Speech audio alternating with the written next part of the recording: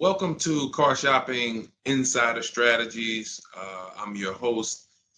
I'm known as Deshone the Auto Advisor. If you have 60 to 90 minutes to spend with us, we're going to talk about how you can make sure you're saving thousands on your next car, not just your next car, but every car you get for the rest of your life. I spent 10 years in the auto industry, 5 with Mercedes, 5 with General Motors, and now we do these streams Monday through Thursday. You can catch us at 12 p.m. Eastern time, and you can get your questions answered live. We do rebroadcast this show for those of you who couldn't make it, or if you want to share this with a friend or family, we'll rebroadcast the show throughout the day. But Monday through Thursday, we are live. You can meet us here to get your questions answered. So I welcome everyone. You're going to hear me talk about the sponsor of our show, which is my digital book. It's my new digital book. It's called Cars from Home, 7 Steps to Saving Time, Money, and Avoiding Dealerships. We've gotten hundreds of testimonials and we've gotten lots of reviews on this book. People like you using it to get below market purchases, below market leases, below market new cars, all from home. 99% of your transaction should be from home. That's how you put dealers against each other. That's how you see the whole market. The only reason you should be in a dealership is to test drive your cars, is to have your car appraised if you're going to sell it, and to pick up your car if that dealership doesn't deliver. So we're going to get into some serious Q&A. I see we got a lot of people checking in on TikTok. Good to see you, Cindy, Cowboys, Hoop you 42, EJ Mobile. You guys can feel free to start typing your questions. I have my man Dolan in the background moderating, and he's going to bring in all the questions we get so that we can make sure that everyone gets an answer. All right. So feel free to start typing. We do have a welcome special from my new digital book. It's normally $97, but for 30 minutes, you can get yours for $24. That's 75% off because I want you to have this information and I don't want money to be a barrier to you having this information. So you can get yours for $24. If you get to my TikTok bio, the Instagram bio, the YouTube comments, and the Facebook comments before 30 minutes, you got yours for $24. It's worth $97 and more, but $24 is better. I'd love for you to have that special. So feel free to start typing and we'll get to it. Nigel, Kodak, good to see you. Rob, Enrique, this is our Wednesday, May 7th live show. So for those of you who may want to know, are we actually live? I'm going to be saying the dates on the show just so everyone who is live knows that we are live and they can actually type your questions. So while you guys are typing, I want to tell you about this 7-step system that you want to be operating in. You don't want to be out here winging the car buying process anymore, the car shopping process anymore. This is 7 steps. Whether it doesn't matter whether you're a high mileage driver, bad credit person, good credit person, lease person, purchase person. 7 steps. First step is the most important question. How many years are you keeping your next car? This is the most important question because we need to know how are we going to beat depreciation. Depreciation is what we call the unseen expense. If you buy a car today for $40,000, you don't drive the car one single mile. You don't even drive it. Say you don't need it. You park it outside your house for 1 year.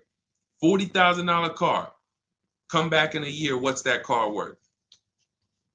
Throw some numbers out there. Your brand new car, $40,000.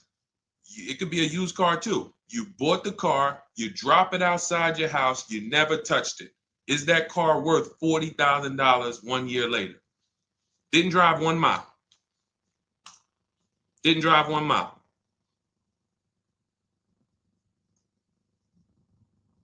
Let's go. Throw some numbers out there. What do you think? What do you think a $40,000 car is worth after 1 year?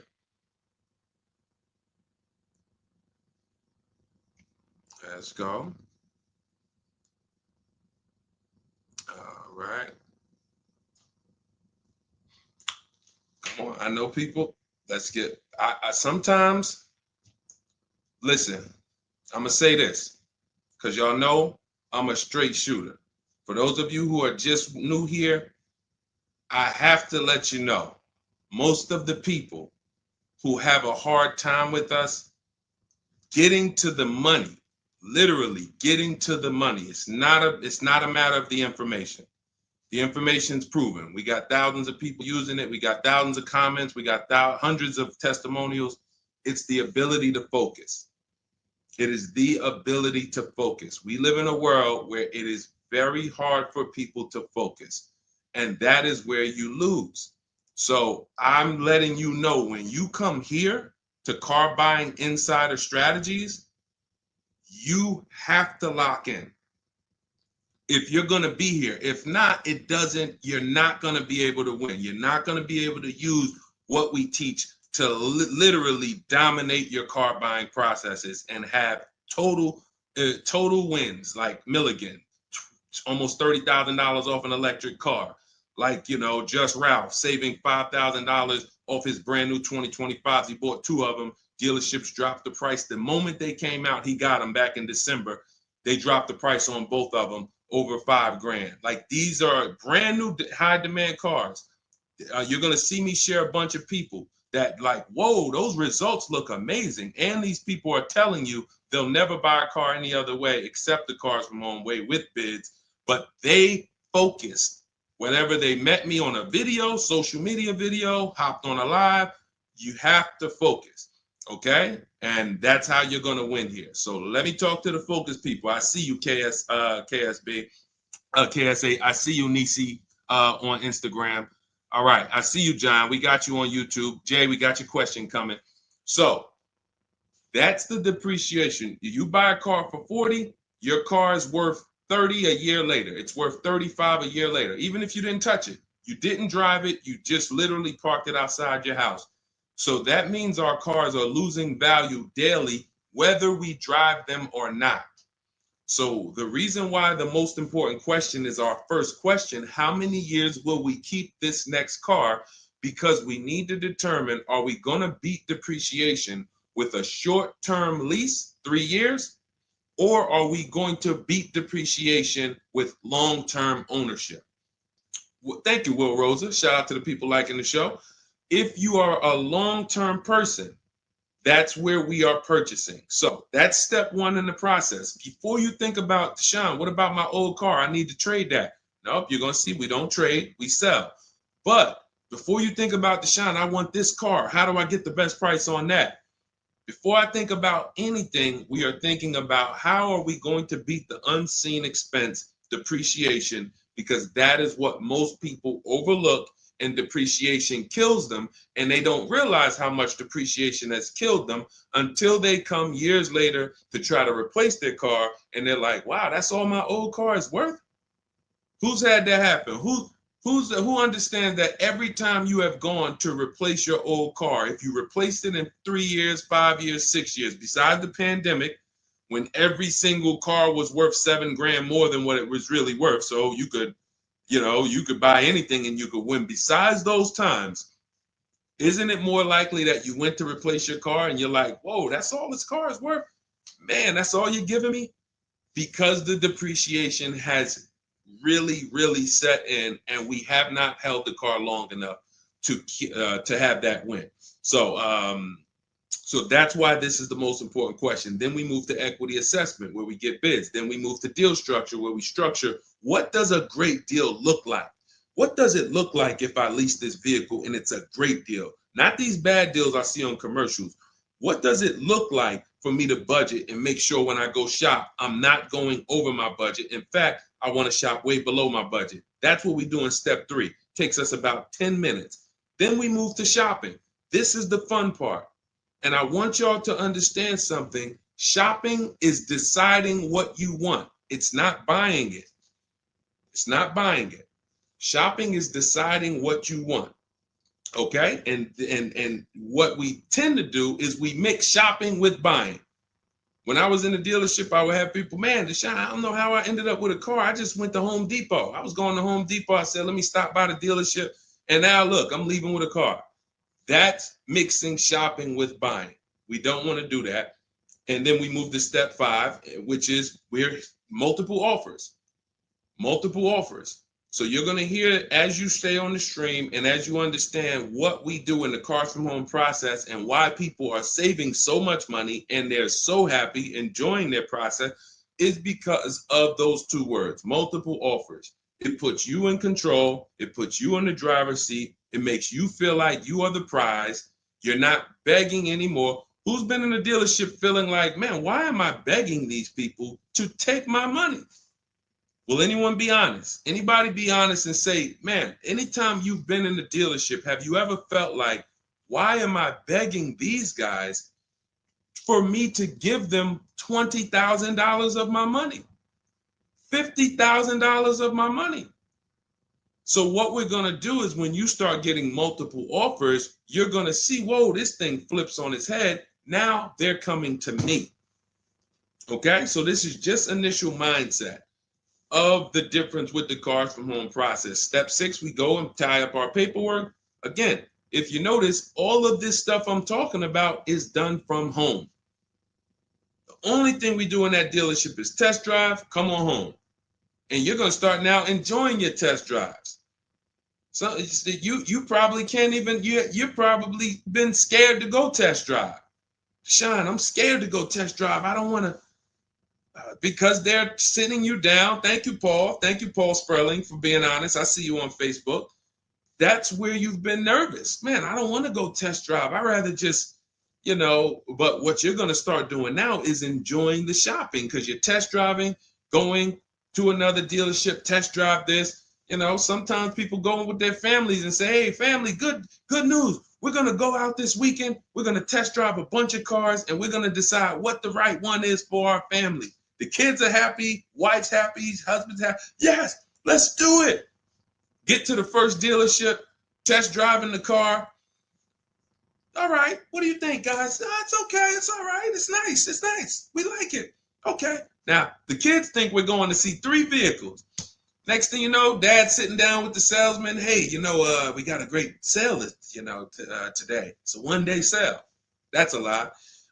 Really? Oh man, what does the sale look like? Oh man, and for those of you know, I'm not the public. I'm an insider, so I'm telling you from being in the dealerships. You get what I mean? Like I respect people who never were car salesmen and they're trying to teach you guys how to get the best deals. God bless their hearts. I'm telling you from inside.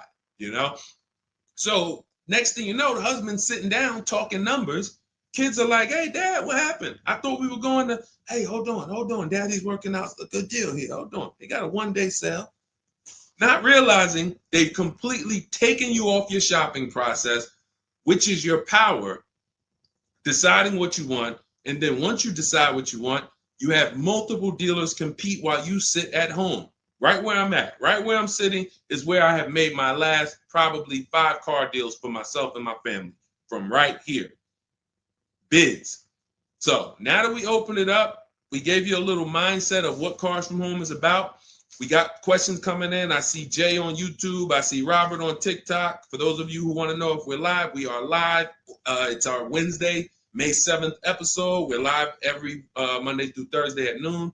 But you might be watching a rebroadcast and you might have someone ask the same question that you're going to ask because we do replay the show throughout the day for those who couldn't catch us live. All right. So Dolan, let's start bringing in these questions. I see we got some coming. And Instagram, you guys type your questions. We're live on Facebook, YouTube, Instagram, and TikTok. All right. What do you think about the Flex Car Leasing Company? Let's see. It's Flex Car Leasing. All right. Let's see if we can find out about Flex Car. Live large, spend small. Sounds like a good quality lease.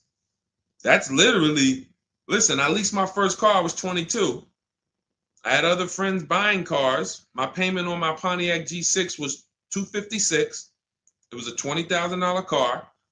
I never had a problem with it because it was always under warranty and my other friends were out there, buying cars they were paying double what I was paying. And again, if you're keeping your car 8 years or longer, forget about leasing. You should be shopping for a below market purchase. If you're not keeping your cars 8 years or longer, below market leases is how we save all the money keep thousands in our bank account, drive incredible cars. So let's take a look. It says Flex Car is the first and only month-to-month car lease because freedom shouldn't come with a contract. Once you flex, you'll never buy a car again.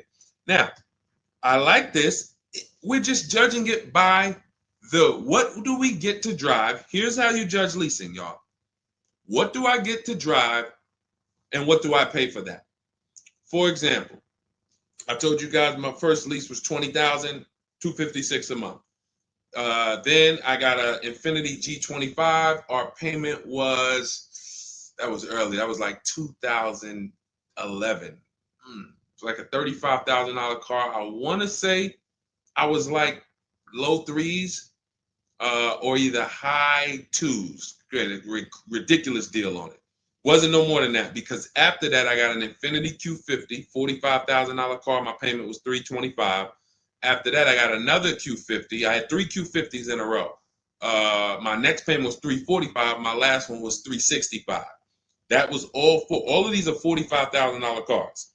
No money down. I do not put money down on leases, and I teach you how never to put money down when you're shopping. When you know you have a great lease deal, then you can put money down. Let me give you an example. So let's say we shop all our offers. You're going to see dealers all over the place. Once you get multiple offers, you guys are going to see, thank you so much. Shout out to the people sharing on TikTok. Shout out to the sharers. Everyone who shares this broadcast, I appreciate you. Everyone doesn't share, but I appreciate the people who do share. I don't take it for granted. You know, and your friends will be upset if they find out you sent them out. They went out, bought a car, got ripped off, and then you're like, hey, you ever hear that guy, Deshone? No. Oh, yeah, I watch him all the time. Why didn't you share his channel with me? That mess around, you know, the friendship's over. So make sure. So share with your friends. But anyway, so when we consider that leasing is a value play. So leasing is how much car can I drive for X amount of money? Because that's all we judge it by. It is literally nothing. We're not in love with these cars. We are not keeping these cars for more than we should not be leasing something and saying we love it. Because if you love it, you mess around and lease something that has a bad lease program, and then you're driving a car overpaid for it because you like. So you know, if somebody says, "Oh man, I really want that Range Rover," and then they shop the offers. Range Rover offers are no good. They're all over 1.5, 1.6, 1.7. For those of you who don't know, we judge leases by dividing the MSRP, the monthly payment we get, no money down. You divide that monthly payment into the MSRP. So if you have a vehicle that has a $400 payment, you divide that into the MSRP, which is, let's say, $40,000. That's going to be a 1% lease. You multiply it by 100. So divide the monthly payment into the MSRP times 100. That tells us a percentage. So once we get that percentage, we can see, is this a 1% lease? Is this a 1.5% lease? Is this a 1.2% lease? Now, you cannot judge a lease until you've gotten multiple offers because you need to find what we call the 20%. What are the 20%? Anybody know what the 20% is? And we're still talking about this Flex Car leasing program because if we can lease cars through Flex Car and they're 1% leases or 1.1 and 1. If you get to drive these expensive cars, but you're only paying 1%, 1.2%, 1.1%, less than 1% of the MSRP on a monthly payment, you don't have to tie up all your money. You got cars under warranty, no problems. This could be a really good thing. Now, I haven't used Flex Car, but I'm just telling you, if you guys explore them, this is what we are judging because this is how we judge leases. Okay, there's nothing else about it. So you divide your monthly payment. You don't have to worry about taxes. Here's why you don't have to worry about taxes. And here's why you also don't have to. We're just talking about leasing. So let's continue to ask questions about used. I don't know if more people are just interested in leasing. Maybe you guys can help me out. Is it that more people are interested in leasing because we get a lot of questions about it? You know, we have systems for pre-owned cars. Shopping deals with getting below market pre-owned cars, getting below market new cars. saving money with our bank bidding war, making banks and credit unions bid for our interest rates, selling cars to get our equity out, bidding. So we have all types of stuff outside of leasing, but I'm going to answer the questions you guys ask. And if Dolan keeps pulling in the questions and most of them are about leasing, then that's what we're going to talk about. Okay? So so here's the reasons why you never have to worry about what about the taxes and fees and what about the selling price? Do I divide the monthly payment into the selling price or the MSRP? Well, you're going to do it on the MSRP. That's that sticker price. I'm going to show you guys an example here on the screen so you can see. This is a sticker, window sticker, and you can see, Dolan, can you snatch that? Thank you so much, Dolan. The total MSRP right here, that's your MSRP. That is what you're dividing your monthly payment into. Now, the MSRP tells us the value of the car in the market. The MSRP tells us the value of the of the car in the market. It does not tell us what they're selling the car to us for and how much they've discounted it. That's reflected in the monthly payment. So you have a $40,000 MSRP. One person, one dealership, an 80% dealer offers us $600 a month for that. Okay, another dealer, 80%, offers us $650 a month for that. No money down. Remember, always shop our lease deals with only first month's payment due at signing. Only first month's payment due at signing. You don't do anything else but first month's payment due at signing. And you tell dealers how you want your lease deals presented to you. You do not let them work you up a random lease deal. Okay, so you get your first month payment and you say, okay, one dealer says $650, $40,000 car. This is an average car. $600. Another dealer says $550. But then here comes this 20% dealer, $425. So now you're looking and saying, whoa, the percentage for the higher dealers is 1.4, 1.45, 1.6, but this lowest dealer is 1.2, 1.1. What's going on here? Same exact car. This is the 20%. You've identified the 20%.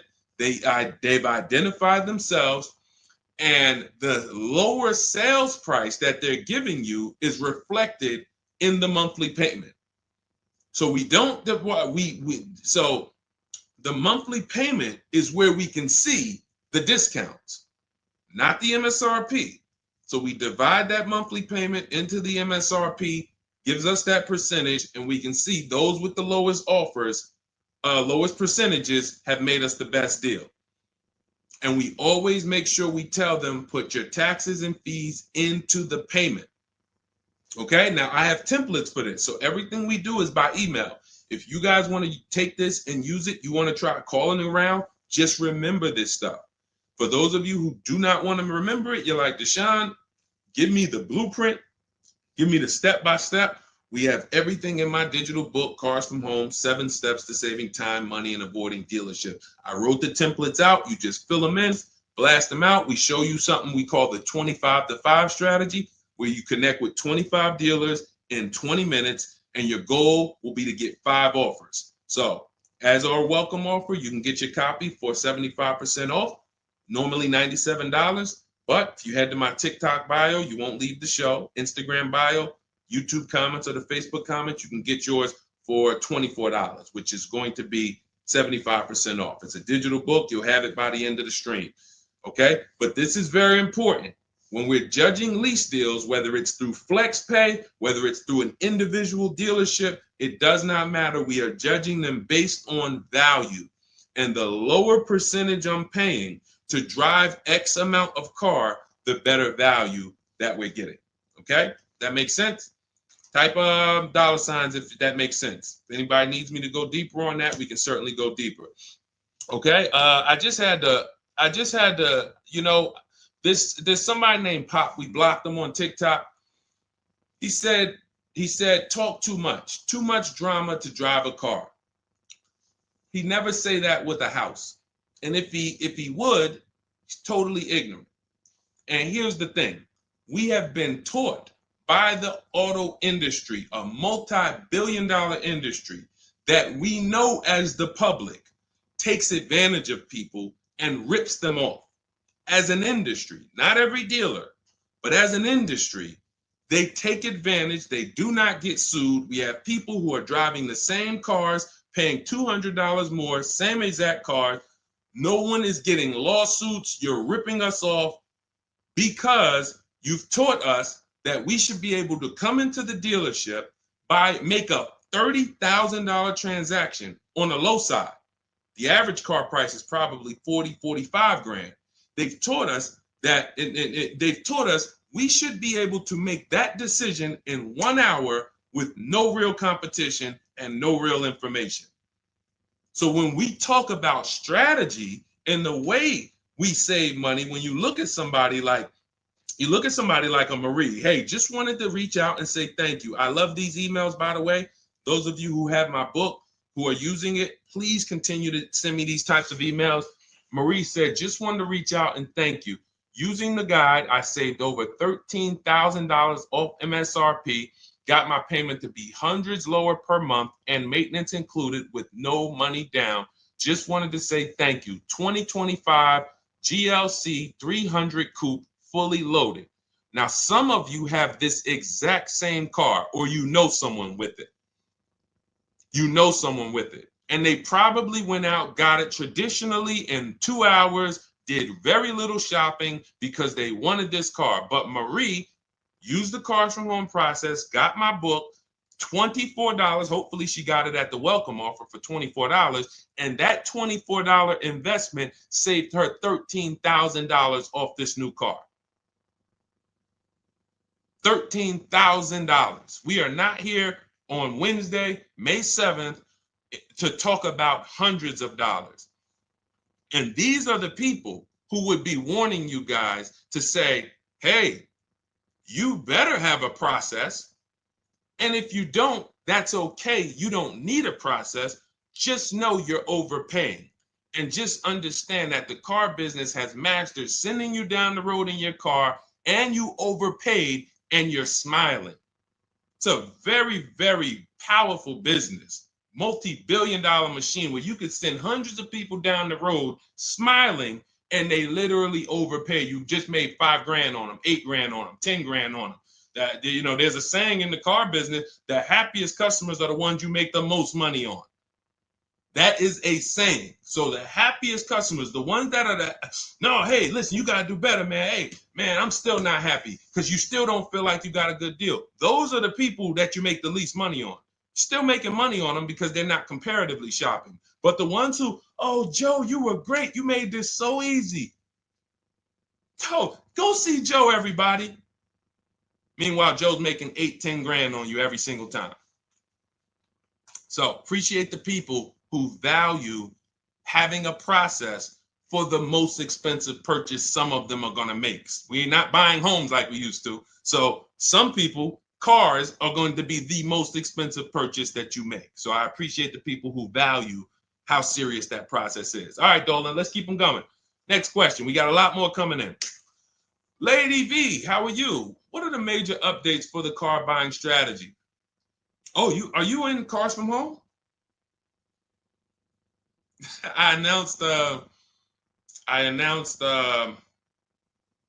Lady V, let me know, because it sounds like you're talking about a post I made to our private group.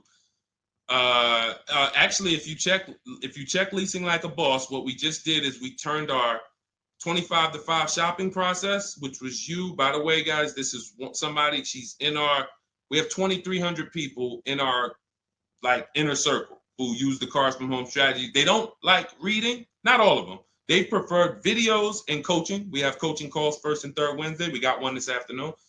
But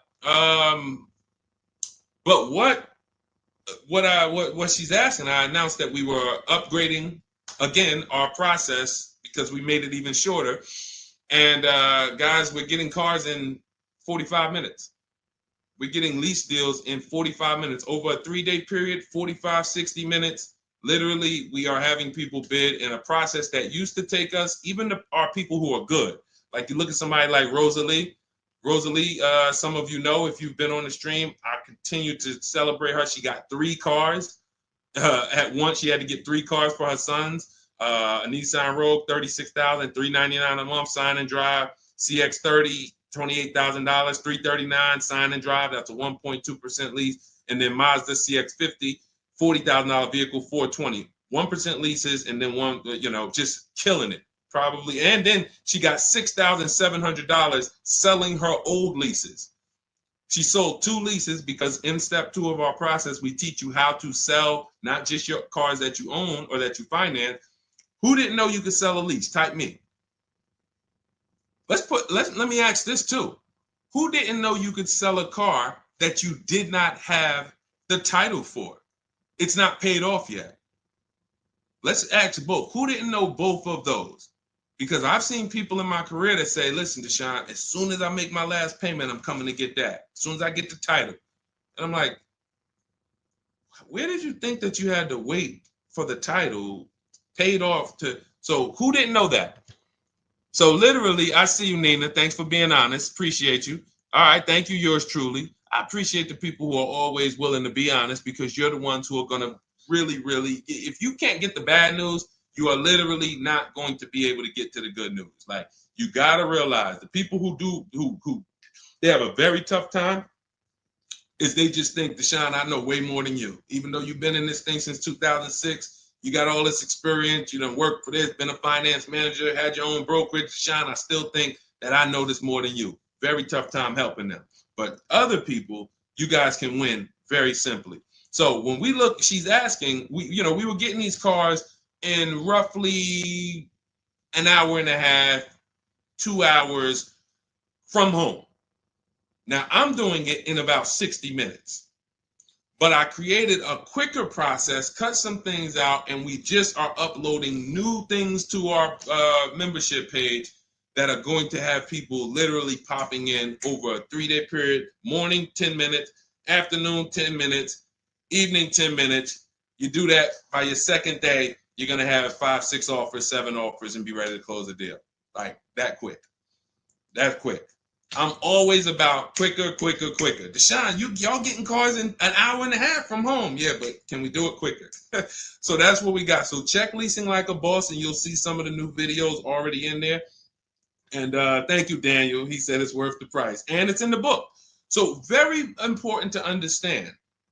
Everything we're talking about, guys, you can get it for $24 if you get to the book before the 30-minute welcome offer expires. This is the same system. Some people just like videos and coaching in our community, 1,600 people in it. They want to be in that. Like, let's do this together. Let me ask more questions. We can't answer questions for people who have the book. Unless you pop on a live and you catch me here. So thanks, Lady V. But yes, check out the membership page and you'll see all of the new videos in day 5 for the 25 to 5 strategy. It just got quicker. All right, go ahead, Dolan. Pull the next one up. All right. And every time y'all hear something that you like, can you continue to run up these likes on TikTok? Appreciate it. I see we're about 300 now. But if y'all can continue to run those likes up, it means a lot. It lets TikTok know, hey, they're talking some serious stuff over here. Let's bring some more people over here so more people can benefit. My man Paul Sperling on Facebook. How are you? Are there dealerships that won't allow you to lease unless you use their financing and not use your own credit union? This is a great question. Wanted to know if it was true because Genesis Salesman told me that. Great question. So Paul, with a lease, we must use the dealer's bank or the manufacturer's bank.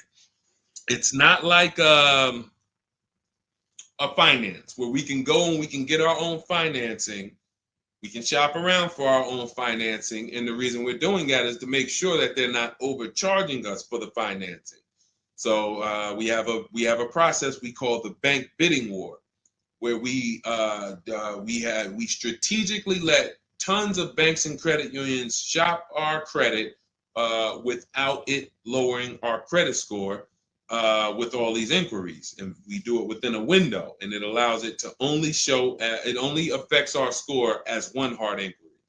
So these are the steps we take to make sure we are not overpaying. Thank you, y'all. Yali 288, #1 gifted badge. Appreciate you. But on a lease, it's different. We must go through the dealer's bank. Now, here's what could happen.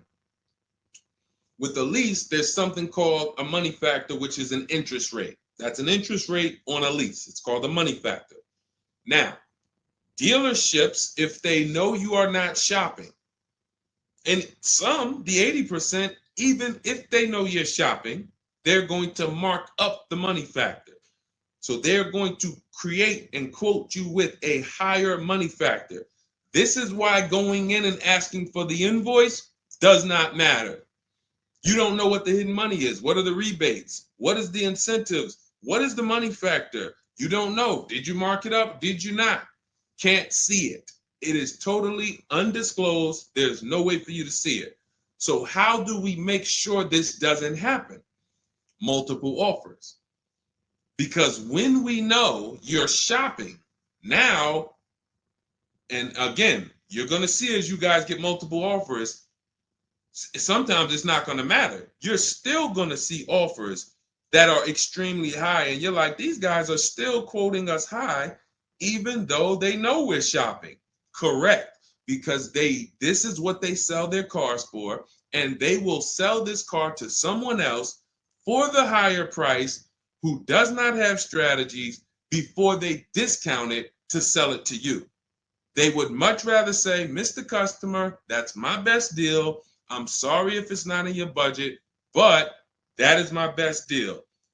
They're not lying because they're going to sell that car to someone else who does not have strategy, who will gladly pay it. But once you begin to shop around, you're going to see, like I have a market report up. Can you snatch that question down for 1 second, Dolan? There's a market report up here on the screen for an Infiniti QX60 Lux. It's a $61,000 vehicle. Now we can see so far, and this was literally when we got 4 offers. Now what you're going to be getting is at least 5 to 7, and then you make your decision. Only vehicles that are very scarce, you're going to see less than 4 offers, or less than 5 offers. And then at which point, we usually make a decision on, do we want this vehicle or do we want to hold off and maybe check back next month, because we need competition. But in most cases, you're going to see plenty of offers come through, 5 offers, 7 offers. This is how most market reports look that we prepare. We prepare these for people, and this is what we teach you to do for yourself. So as you can see, $61,000 vehicle. One deal is at $873. Sign and drive, no money down. One dealer is at $889. But then we have 2 dealers that have come in at $680 and $685. $200 apart. So now there are people in these other dealers that are at $800, almost $900 a month, negotiating. Come on, man, can you get me down under 8? You see how that's a losing battle? They're at $889, right? They know we're shopping, because when we shop, you always want to let dealers know. I'm speaking to a couple dealers. You catch more flies with honey than with what is the saying? Vinegar. So be nice, be friendly. All the scripts we have, you use our scripts. We have thousands of people using our scripts from our book and from our Shop with Deshone coaching program. And they're nice. They're friendly. They're not like aggressive. They're firm. But when you're talking to dealers, just be, hey, I'm shopping around. Hey, and you're still going to see, that's my best price, $800. That's how you know. Don't get emotional. This is the 80% Deshone told us about. Don't expect them to do what the 20% does. Expect them to be high. You're $150 higher than the other dealerships. Are you going to come down? No. No. Because 16 million new people buy new cars a year. And sorry, I'm glad you got strategy, and I'm glad you know how to find this 20% dealer that's $150 less a month than me. But that's not going to change the fact that I'm going to sell this car to someone else. And they'll try to lean on you and say, well, do you want it? Because, hey, that's our price. No, I'm sorry. We don't want it. Thank you so much, though. So this is what we're dealing with when we are dealing with car salesmen. which is why you must shop multiple offers to be able to get your best offer. Now, when we look, going back to yours truly's question about, can you pull that question back up about the shopping for the lease financing? It wasn't yours truly's question, I don't think, Dolan. Whatever the last question was, because what we're talking about is in those $800 a month payments, what is making those high payments so high? It may not be that they're not discounting only. It might be that they're not giving a big discount, and the finance managers are so used to robbing people that they say, listen, every single lease quote that y'all quote, make sure you put 1 point in there for me. Every single lease quote. Do not bring me a lease customer if you don't have any padding in that money factor for me.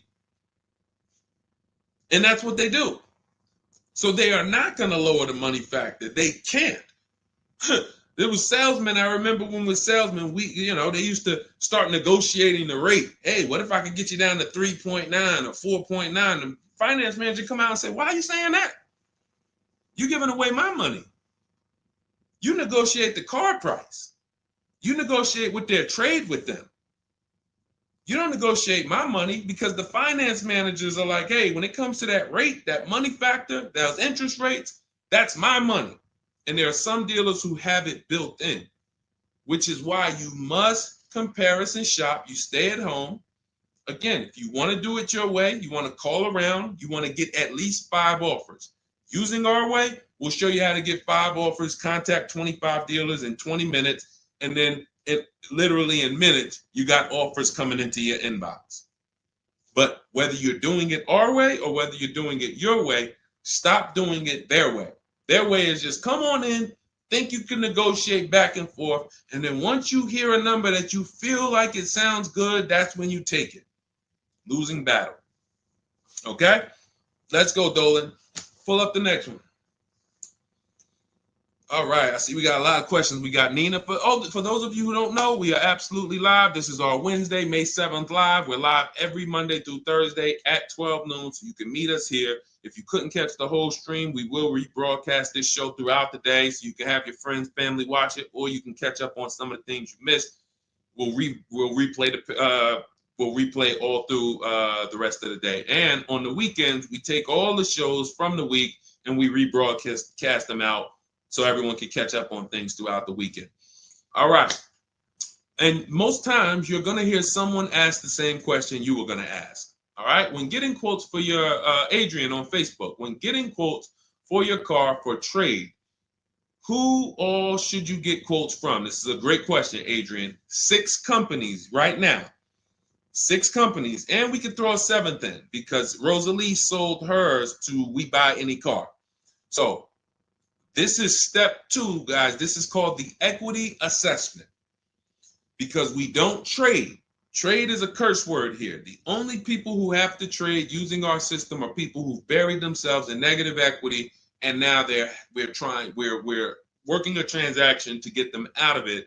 They can't pay the difference, so they have to trade their car into whoever wins the bid. And but those are the only times we use that curse word, trade.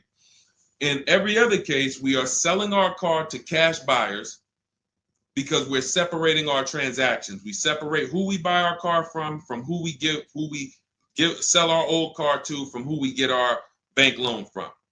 Some of you, and be honest, have you given the dealership your trade-in, got a loan from them, and got a car from them? All 3 in 1. Have you done that? I bought a car from a dealership, got my loan from them, and I gave them my old car. 3 transactions in 1. Impossible to have 1 there. Again, take the bad news first so that we can get you to the good news. You cannot win giving a dealership 3 transactions in 1. Okay? Each one of these should be bid out while you're at home so that you know I've maximized everything. Okay? So 6 companies we're getting bids from: CarMax, Carvana, Driveway, Kelly's Blue Book, but not the regular Kelly's Blue Book, Instant Cash Offer. Kelly's Blue Book Instant Cash Offer, where they connect you with a local dealership that gives you a cash offer. Auto Nation, cash offer. Car Gurus, cash offer. All three of them connect you with a local dealership to get a cash offer. Now, when you throw in We Buy Any Car, or maybe a local cash buying company that you might see commercials with, hey, we want to buy any car, we'll buy your car. All of them. Now, this takes about 25 minutes to do to get all of these quotes, but you're not getting, this is a third of your transaction. So those of you who are like, I'm just going to trade, God bless you, do you. But you're not going to make the money we make. You're not going to make the money Rosalie made. Sold 2 leases, put $6,700 in her pocket at the end of the lease. And what many of you, do I still have Melissa's See, Melissa, many of you who are going to learn that you have not been a long-term person and you have been buying your cars, you're going to get your bids, and then you're going to put a ton of money in your bank account because you're going to lease with no money down. And once you lease with no money down, I don't think I have it up. I think it was from last year. And because we're just showing all 2025s and 20. Yeah, that's all we're showing right now is, recent people, But some of these, Dolan, I'm going to go back and grab because some of them were unique in that when you see you've been somebody who's been taking loans out and you're like, Deshone, every time I buy a car, I take loans out 5-6 years. I go trade the car in after like 4 years, or maybe I pay them off and then I go and trade them in. And I always end up really not getting nothing. I got high payments every time. And then whatever my old car is worth, I use it for a down payment for the new car. I don't really see where that money goes. So this is a repetitive cycle. What you're going to do is actually get your cash bids, realize, all right, I've been breaking the 8-year rule. The 8-year rule says if you're not buying your next car to keep at least 8 years, you should be getting a below market lease. That's what you should be shopping for. That's going to save you thousands upon thousands of dollars more, and you're going to drive better vehicles. If you're keeping your car more than 8 years, then you should be shopping for a below market purchase, new or used, based on your budget and your values. So the 8-year rule. So you say, man, I've been breaking this 8-year rule. I'm not keeping these cars 8 years. Let me go and shop for my below market lease next time. So my normal car that I would normally trade in, not really see where that money's going. Now I'm going to bid that out to CarMax, Driveway, Carvana, Kelly's Blue Book Instant Cash Offer, Driveway, Car Gurus, and We Buy Any Car. I'm going to see the highest bidder. The highest bidder might be like, because Melissa, I think she made like $14,000. She had like a 5-year-old car that she would normally trade, but it was paid off. And she's like, all right, I'm not going to go and use this as a trade and buy something else. She gets like, you're going to have like 12 grand equity, 15 grand equity. Beautiful. And what's going to happen is when you shop for your below market lease, you're shopping with only first month's payment due at signing. So you find your lease, you've already been paying super high payments because you've been purchasing. Now you're like, whoa, I could drive this new car and it's $200 less than what I've been paying. I don't got to put no money down on this thing. You pull out of there with a super low payment, new car, and you got a $12,000, $15,000 check going in your bank account. Got my car, and now I can see where my equity is going. It ain't going to you, dealership. It ain't going in that car. It's going in my bank. And this is, that's one of the most beautiful things I love to see. And it only happens for people who have been, unfortunately, programmed and brainwashed to buy cars. They don't keep them 8 years. And then when they come to the revelation, now it's like, boom, equity goes in the bank. I'm driving new cars for cents on the dollar. Beautiful. All right. And that's why you do the equity assessment before you shop. Step one, we decide how our 8-year rule. Are we buying to keep more than 8 years or less than 8 years? That's when we know, lease or purchase. Then step two, equity assessment. Let me see what my current car is worth. My current lease is worth. Can I make any money on it? Am I upside down? That's what we do at step 2. Okay, so once you guys really follow this process, your whole car buying is going to change. You'll be moving just like everybody else is moving. Just like Brian got his first lease.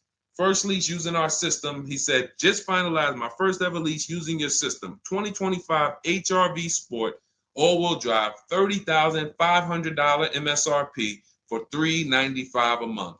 1.2% ratio. See, this is how you know people understand the car buying process. They talk just like me.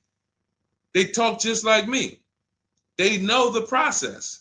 They didn't have to go to school for this. They just followed the steps, and I walked them through how to judge the deal. 1.2% deal, 12,000 miles a year, 36 months, no money down. His initial quote from this dealer was $434. In my book and in our Shop with Deshone system, we have calculators we invented. We have 6 proprietary calculators. Can't find them anywhere on Google. They're ours. We created them. He used our calculator. We put all our offers into the calculator. It tells us what to counter. So he counter offered online or by email. His last offer was $395. They went from $434 to $395. That's how it goes. And he probably had 5 or 6 or 7 other offers that was $150 a month higher. That's how it goes. All right. That's where you want to be. All right. That makes sense. Did everybody grab that? Type $ if you follow me. Who's following? Type $. Okay. I never want to go to the next subject before I make sure. All right. Did you grasp that? Did you? All right. Thank you. I see you, DJ and Nice. My man, good to see you checking in. Hart, you have that's your username, Hart. So yours truly. Thank you so much. Good to see you. All right. I see you, HD1 1225. Good to see you. All right, perfect. All right, Dolan, let's go to the next question. All right, feel free to keep talking. I know we got a bunch, so I'm not even gonna say it. Let's just try to get through what we got so far.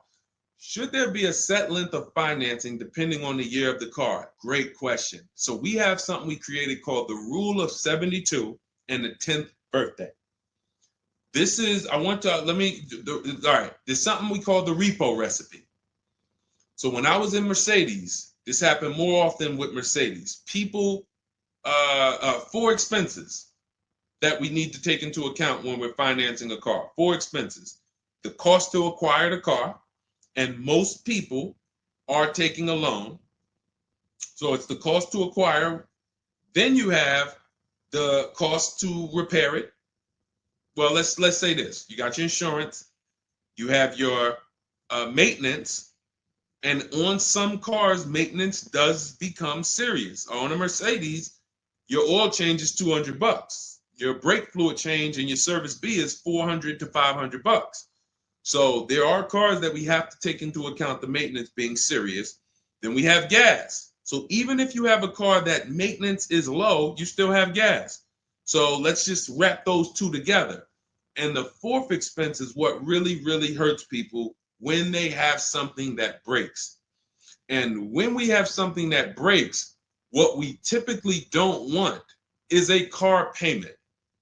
We don't want all of those expenses on top of things breaking. So what we really want to do, and this is a measure of when you're buying too much car for your real budget. If you can't buy a car and you afford it and can get, most of the loan is under warranty. So most of the loan that you have the car is under warranty. If you got a 5-year loan and you got 2 years without a warranty, okay, cool. You got a 6-year loan, you got 3 years without a warranty, okay. But you don't want a 6-year loan and 1 year you had a warranty and 5 years there's no warranty on a car that could, and you don't have the cash. These are things that we call the repo recipe, because when something breaks and you have a car payment and your insurance payment and they're telling you, wait, you need the maintenance, you just wait, I just put brakes and tires on this thing. This is enough for some people to say, whoa, I can't afford to put $5,000 into this car in 60 days. Or so how do we prevent this? We prevent this by making sure we're not taking a car or a loan too long for the year of the car. And the longest loan we want to take is 72 months. And so the reason why it's called the rule of 72 and the 10th birthday is because when you add up the year of the car and the number of years old the car is, I'm sorry, when you add up the year of the car and the year of the loan, the number of years on the loan, it should not pass 10. So if you're getting a 4-year-old car, you can take a 6-year loan. If you're getting a 3-year-old car, you can take a 6-year loan. That's 9. If you're getting a 5-year-old car, you should take a 5-year loan max. If you're getting a 6-year-old car, you should take a 4-year loan max. Now, why is this a test of affordability? Because some of you are saying, whoa, but I can't get the car that I really want at that number. Then that means you can't afford the car that you really want. Again, it doesn't mean you can't break that rule, but it does mean that you're going to have a loan on a car that's older than 10 years. This is risky. So it's nothing wrong. The reason we create these boundaries, so at least when you cross them, you know you're crossing them. So if something happens, you're not surprised. You're not like, whoa, how did this happen? Well, I took a little risk. I took 1 year longer. Then, the car's 11 years old. I still got a loan on it. Stuff goes wrong. I'm out there. I got more exposure. But if we use that as a gauge of affordability and say, you know what, if I can't afford a 6-year loan on this car, then I can't afford the car. If they're telling me I got to take 7 years, that's why we cap both. We cap the number of years you should take at 72, absolute longest. And some of you know we default to a 5-year loan when we're shopping. This will also help you because you'll look and say, 5-year loan, every $5,000 is about $100 per month. So as you're shopping and you're looking at cars, you should be saying to yourself, all right, $20,000, that's about a $400 payment. All right. And that's if I put no money down. You got your taxes and fees. Maybe I'll take care of the taxes and fees, but that $20,000 car is going to cost me about $400 a month, 5 years. $80,000 car, you're looking at, divide that by 5,000. That's $1,600 a month for 5 years. Doesn't matter how high you go. But when you don't have these rules and you go in, here's what tends to happen. You look at cars that are way more expensive than you could afford, and you say, hey, can you get me to this payment? And a salesman, are they ever going to say, no? They're going to say, oh, let me see what I can do. Next thing you know, they come out and say, hey, good news, I got you to $1,000 a month. Hey, good news, I got you to this. Way below what our rules are. Way below than the $5,000 every 100. So you got to say, how did they get me to way below the every 5,000 is 100? How many years is the loan, sir? Oh, well, listen, what's more important to you, the payment or the number of years? Well, both are important to me. How many years is the loan? Well, right now, this is an 84-month loan. This is a 96-month loan. Wait, so 7, 8 years? 8 years, 9 years? You're talking like, yeah, well, and that's how you get jammed up. So if you keep these boundaries in place, longest loan I'm going to take 6 years, 72 months. When I'm shopping for a car, if I'm purchasing it, not leasing, I am looking and saying every $20,000, every $5,000 I'm going to borrow, it's going to cost me about $100 per month. If you do these things, look at the car. What's the year of the car? 5 years old? All right. Max I want to do on that car is a 5-year loan. Oh, it's only 3 years old? All right, I can stretch to a 6-year loan if necessary. You keep these boundaries, you will be safe. You stay far away from the repo recipe. When things tend to go wrong at that 9, 10 year, 11 year mark, you got to put some money into the car. Car is paid off. You don't have to worry. Okay? High dollar signs if you guys followed that, and we can move on to the next question.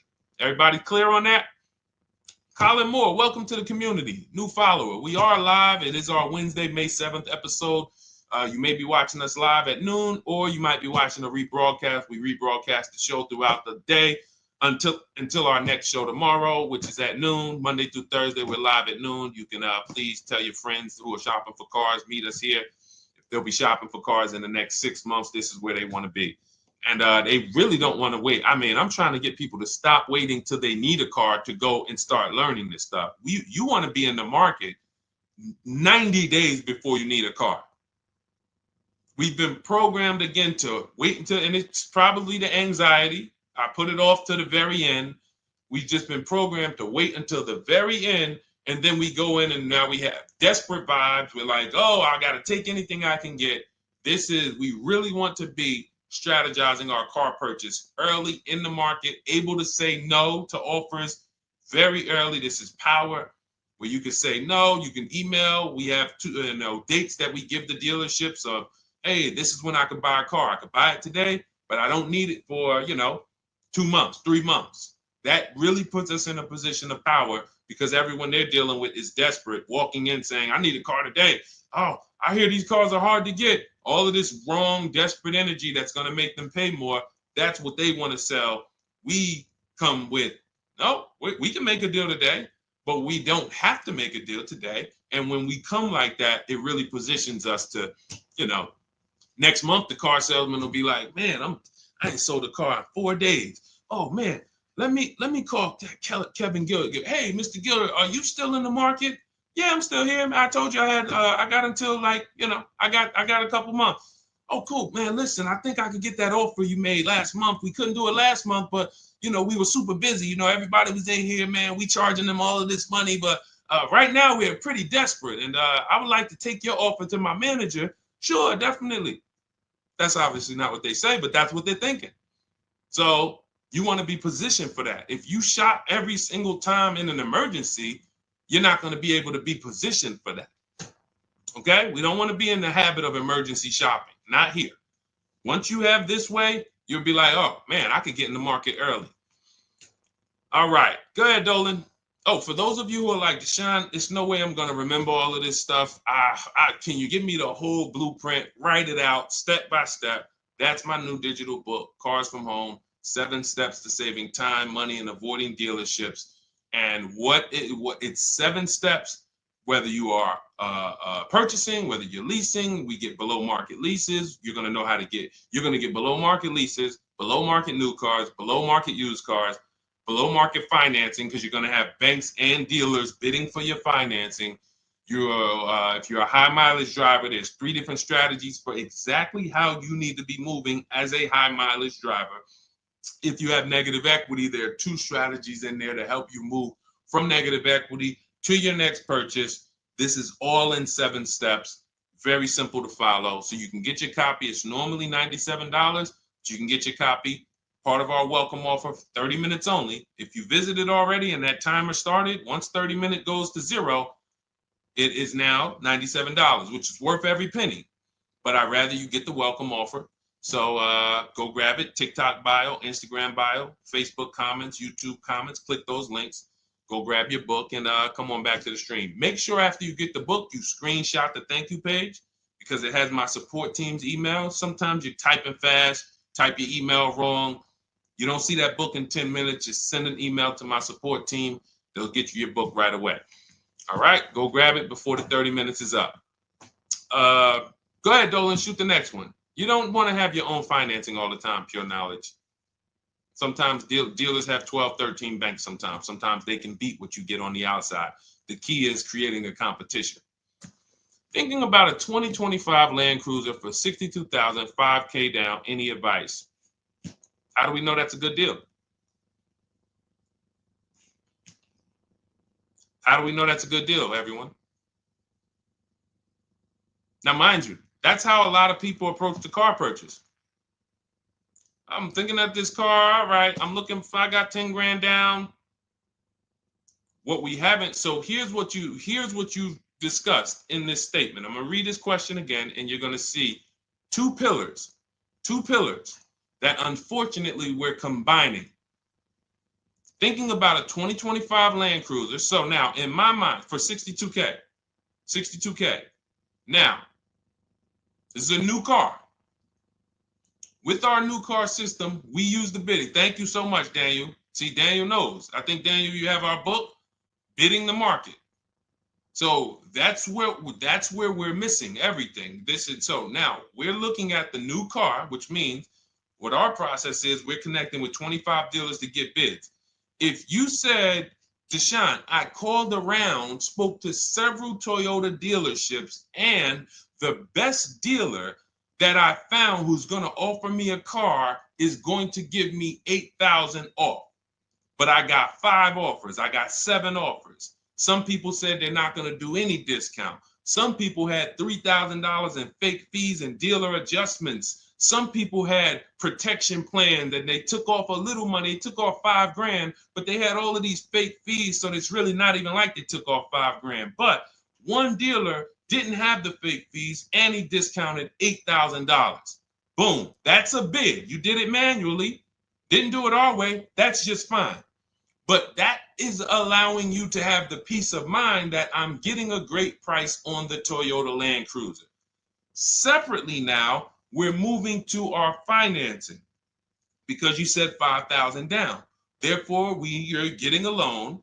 So we would now have banks and credit unions bid to now submit offers to you within a 24-hour period. You have all these banks, credit unions online bid for the loan, get the best interest rate. We give the dealer a chance to see can they beat it. In which case we bid out the loan, we bid out the car purchase, and now and watch this. I'm home doing that before you even get home from your dealership. One visit, you're in the dealership 3 hours. I'm popping into my email minutes at a time, 15 minutes. I'm hopping on. I'm getting banks to bid in an hour. Everyone's bidding. Boom, boom. I'm getting dealerships to bid. You're still at the dealership. You're just meeting the salesman. You're still wondering, do they have a black one? Hey, he said he had a black one. He was going to pull it up. All right. He comes back with silver. Oh, you don't have black? Oh, no. Well, listen, somebody's trying to dig it up in the back. We're going to see. Why don't you drive this one and then maybe we'll see. Okay, listen, I'm here. Cars from home people, we here moving. We already gotten offers coming in. You still waiting for a test drive. This is how we move. So not only is our process and the way we shop the key to getting all these offers, like again, you look at somebody like this was crazy. Val Boss lady, $51,000 vehicle, zero maintenance, zero time. Look, she got a 1.1% lease on that. Let's look at where's Sean? My man Sean, because Sean was actually one of the $72,000 vehicle. He saved with the rebate and with the dealer discount. He saved $21,000 off of it. $21,000 off of it. He's sitting here chilling at home. Dealers, I'll take off $3,000. I'll take off $5,000. I'll take off $10,000. Oh, I'll take off $20,000. Whoa. So it's not only is it the money that we save, it's an easier, more fun process. So that's what you need to do. Like, step out of that old way. Understand that I need to get multiple offers for the Toyota, and I need to get multiple offers for my financing, and I do that right here from home, where nobody can come into my house and say, hey, get into the dealer here. What are you doing there trying to shop from home? We see you. You're not going to break our programming on you. You better get up right now and walk into this dealership so we can charge you more. Who's going to do that? While you in your living room, while you at work? Dealers bidding while you're at work. Never been to a dealership. It's freedom. Multiple offers. Yes, Lady V. That's my 2 favorite words. I swear, if I didn't wear unlearn, relearn, I'd be walking around with a shirt that said multiple offers. All right, let's go, Dolan. Shoot the next one up. We got time for a few more. Let's go. A few more questions.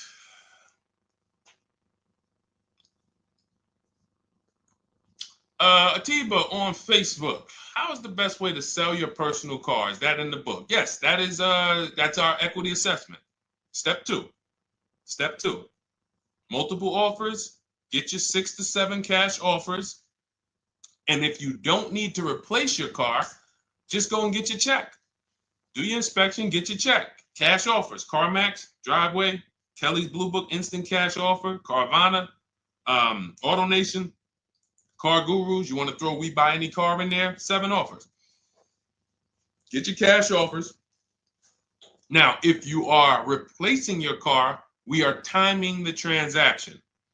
What that looks like is we get our bids for our old car, our current car, or our lease.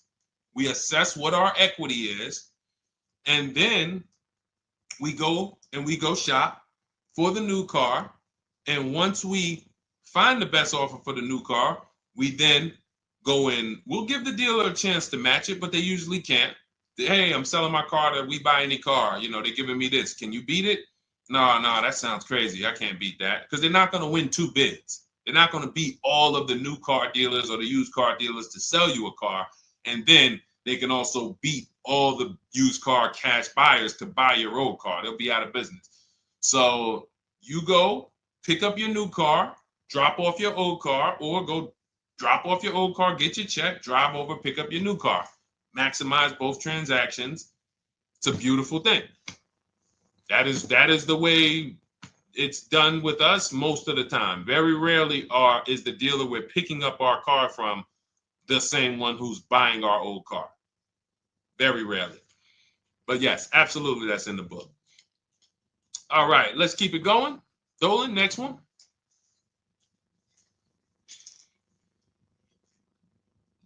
Daniel Thompson. Deshone, I've been keeping an eye on a used vehicle that has been sitting on the lot for over 60 days.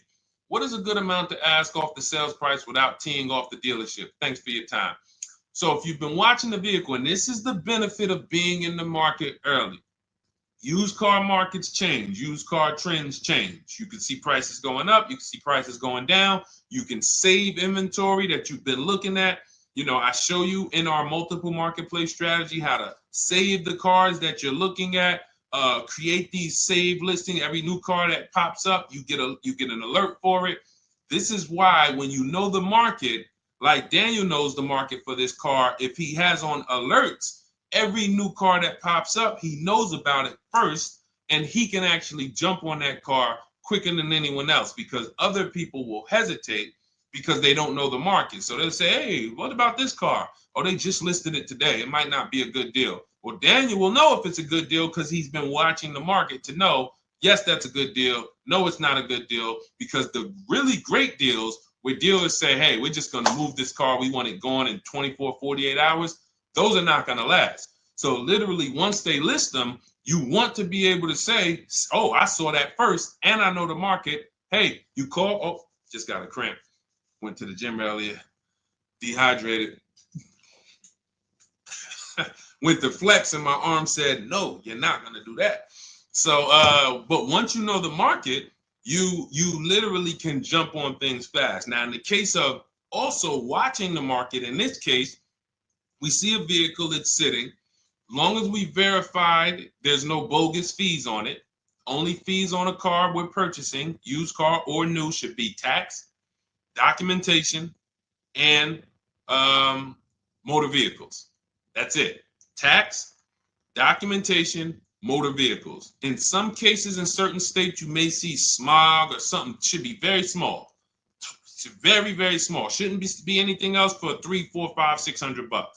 Tax, motor vehicles, documentation fee. Those are all legit fees. Everything else is a made-up fee to try to make money. Now, there might be some value in some of the things. We have a service plan that we added that we selling on all our cars. Okay, but we got to compare that to the dealers who don't have that stuff. So what you want to do is look at the low side of the market, the way we teach. So if you're looking at the low side of the market, Daniel, for example, and you see, all right, all the low prices are 21 to 22. The cars go up to 24, 25, 26. I see some up there for 27. Okay, but the low side of the market is 21, 22. And this is how we watch the used car market, because we want to watch the low side. Now, the low side is going to be where the worst cars are. What do I mean by that? frame damage, salvage title. If you don't see a couple cars and you pull a Carfax and it says salvage or it says frame damage or it says 2 accident, you're not looking at the low side of the market. You're looking at the regular retail market, the regular middle of the market, the average prices. Because if you're shopping the low side and you're like, okay, between 21 and 22 is where the lower prices are, you're going to see some, oh man, look at these pictures. Now, car's all scratched up. Oh man, okay, man, this thing had 2 accidents. Oh man, this thing's salvaged. But then you pops up and you see one for 22. You pull a Carfax. Carfax looks good. Maintenance looks good. Boom. Oh, now you know. So Daniel, if you know the low side of the market, now you're trying to see maybe this car has been there. It's $2,000 more than the low side of the market, but maybe they're getting desperate. So you make an offer that's right where the low side of the market is. So let's say the low side of the market is 21, 22. This car is listed for 24, but you know this thing been there for 2 months. You make an offer of 21. They might say, hey, listen, no way we can do that. Most we can do is 22. In which case, you won. That's why you want to know where the low side of the market is. Because if they accept the offer and then your offer was too high, then you regret it.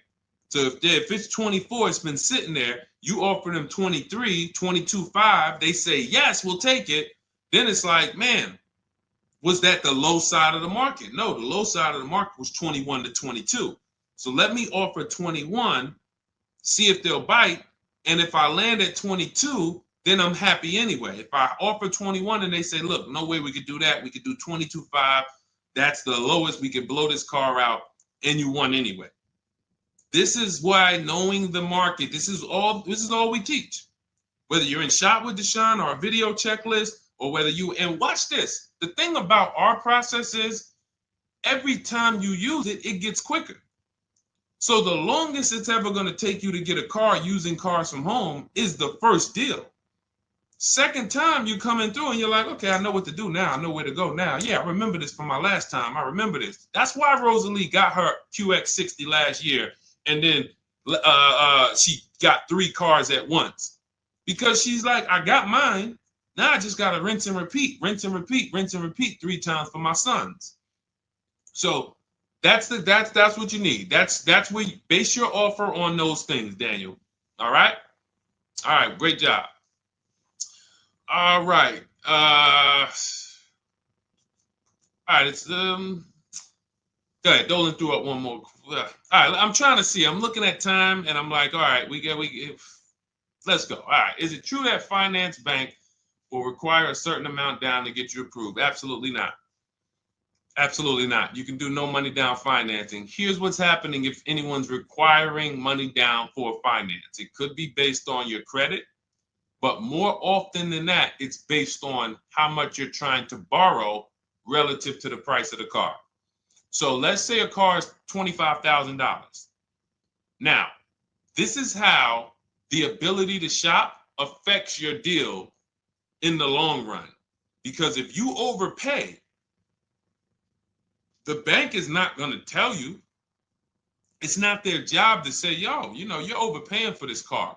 But here's what happens. Let's say a car that is a good deal would come in around $25,000. Good deal, good value. Now, you don't know what you're doing. You go in, you pay, you get a car, you're like, okay, man, I'm looking at this car, man, it's about $28,000. It's about $28,000. I love it. It's a nice car. Now, you're not looking at the market to see what the low side of the market is. You go in, and you could do this with a new car too. Tons of people did this during the pandemic. Went in, paid over sticker, 5-10 grand. Normally, the bank would not have approved those, but the banks were in cahoots with the dealerships because there's something called a loan to value ratio, which is why the banks are getting hurt right now because they approved deals on cars that they knew were worth 35, but they were approving loans for 50. Because dealers decided we want to sell this $35,000 car for $42,000. So once our client needs the loan with everything, and they might have a little negative equity, we need y'all to loan them $50,000 on a $35,000 car, and the banks did it, which is why they're falling apart right now, and they're going to continue to collapse. So when you look and say, whoa, if that's the case, how does the bank protect themselves? It should be loan to value ratios, which means this car that you're telling us you bought it for 28, your taxes and everything are, let's say they slapped on some fake fees on you and you're up there like, all right, man, I thought the car was 28. But when it's all said and done, I paid like 34 for it. Now you leave with that car for 34. The bank looks and says, well, you're trying to get it for 34. The bank looks and says, whoa, the book value on this car is only 23. So actual cash value might be, we could lend, the actual cash value is like 23. We could lend 25. I could see if somebody bought it for 25. We could lend that because they'll usually give you 20% above what the actual car's value is. So we'll lend on the $25,000 car, we'll lend you $32,000. You're asking for 34. That means you've overpaid by so much, the bank can't approve it unless you get them to the loan to value ratios where they're comfortable. So they're going to say, you got to put down $2,500. You got to get to, you can't borrow no more than $32,000 on this car. You need to come up with $2,500, come up with $2,000. So whenever a dealership's coming to you and say, hey, listen, the bank needs you to come up with this, they're overcharging you. And you're about to take a deal being overcharged because you're overpaying for the car and the bank is saying, we're not taking on all of that risk. That person needs to put some more money down because I know y'all trying to sell them this $23,000, $24,000 car for 33, but we ain't going to help you do that no more. Now, this also happens with negative equity. People trying to move 5-10 grand negative equity over to their new car. And now it's like, oh, wait, the bank's saying you got to put money down. Same reason. So it's two cases, lots of negative equity or you're overpaying or both. But that's a signal. All right. Again, that's why we bid out transactions. When you get multiple offers on the car you're buying and multiple offers on the car you're selling that you have negative equity on, you can see, no, y'all not pulling wool over my eyes because I know the market. All right. And all of this is done from home. That is why our system and our teaching, our philosophy, our company is called Cars from Home. That should ground you in the fact that everything we're talking about, 99% of it is done from home. 99% in minutes, not hours, minutes. All right. So if you guys want your blueprint, if you're like, hey, Deshone, listen, great stream. I enjoyed it, learned a lot. No way I'm going to remember all of this. Can I get the whole blueprint step by step? That is my digital book, Cars from Home. This is specifically for people who are like, I don't like car shopping. I'm not going to know all of this stuff. I want to enjoy my car shopping process. I'm tired of having buyer's remorse. I'm tired of leaving the dealership hoping I won, wishing, I don't want to talk about my numbers. Don't even ask me what I'm paying. Don't ask me what I paid. Don't ask me like that. You can see people from our school, look, they're already always posting their numbers. They never post without posting their numbers because they're confident in them. $50,000 car for Ken, $585 a month, no money down. Look, Jen, she gets a 2025 Honda Pilot, $50,000 vehicle. She saves almost $6,000 off of the price, $5,600 off the price. We could do this all day long. Oh, this is a long one. Oh, graduated. I put $1,000 to hold the vehicle Saturday. The dealership we ended up made the best deal, easiest, quickest process, little over 2-hour drive away. That is a signal. What you're going to see a lot, and y'all are going to get used to it, is driving an hour, hour and a half to go to get that car from the dealer who won the bid. Convenience costs you money. Every one of our students, our book readers who use what we teach, they are absolutely prepared to be, oh man, the dealer that won the bid, they're taking off $15,000. Man, they're 2 hours away. That's a nice drive, ain't it? Nice drive. Oh man, I'm driving I never made this much money on a drive before. And then you start to see most of these local dealers, they think they got me because they see my zip code and they're like, well, this person ain't gonna shop. So listen, hit them at this price. They don't realize that that dealership an hour and a half away is like, hey, we got the car. Hey, we'll sell it to you for this. But they never expected you to find them because most people don't find them. So that is the Cars from Home system. It's very simple, 7-step process. I walk you through it. And in my digital book, you'll have all your questions answered because it's a step-by-step process. You literally just do one step, check it off. Next step, check it off. Next step, check it off. By the time you get to step 7, you're setting up your delivery of your car or you're going to pick it up. All right. But it's normally $97. Part of my welcome offer, 30 minutes only. You can go grab a copy for $24, 75% off, and you will have it in your inbox. Make sure as soon as you get your book, you screenshot the thank you page, has my support team's email on there, just in case the book's not in there in the next 10 minutes. Maybe you type your email wrong. Make sure you check your junk and your spam folders. But go grab your copy. You'll have everything that we teach in a step-by-step manner. You'll be able to get cars in 60 minutes, 90 minutes from home, and you'll start to enjoy the car shopping process. All right. You'll be sending me your email just like Marie and Ken and Milligan, all of these people. You'll be sending me your deals. Okay.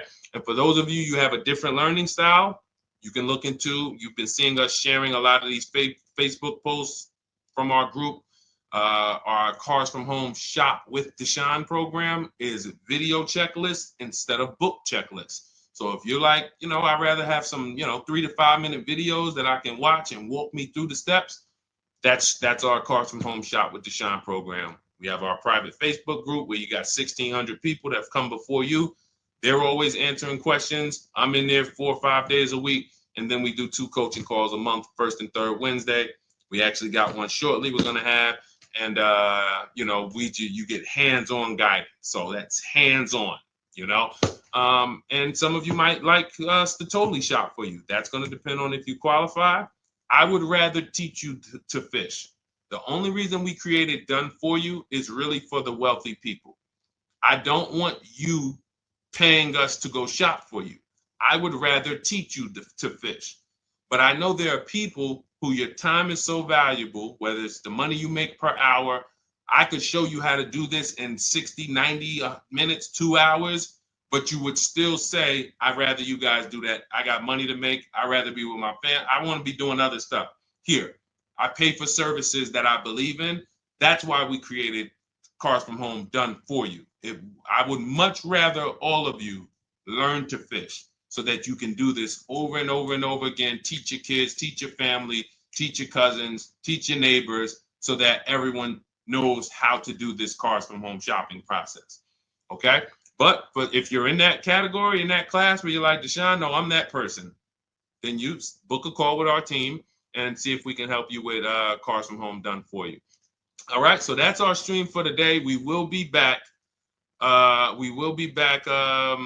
Lady V, I talked about the updates. I think you asked that question and then you jumped off the stream. So just watch the replay and you'll see there's new videos coming to day 5. The 25 to 5 process is being updated. So just as soon as you asked that, we talked about that for maybe about 5 minutes on here. I guess you jumped off. But yes, we'll be back tomorrow, Thursday, noon Eastern time. Meet us here with your questions, and we look forward to it. We'll be rebroadcasting this for those who didn't catch the whole show. We'll be replaying this throughout the rest of the day, and I'll see y'all tomorrow. Thank you. Thanks, DJ.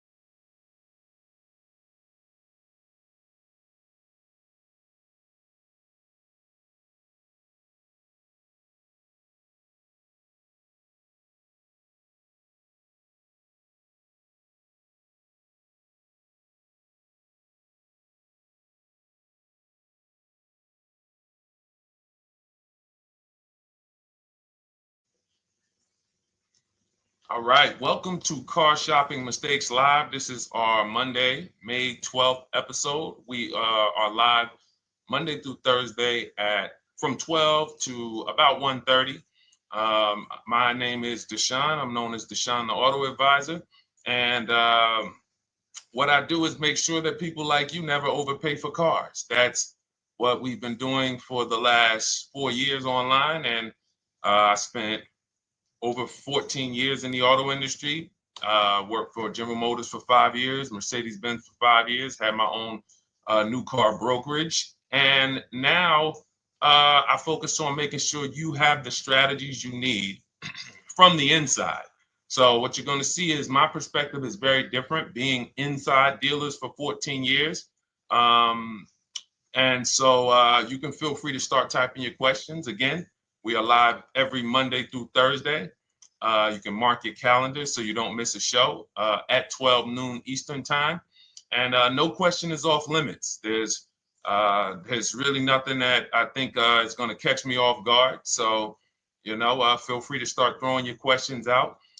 First of all, who's shopping for a car? If you're shopping now, or you will be shopping in the next 6 months, type me in the comments.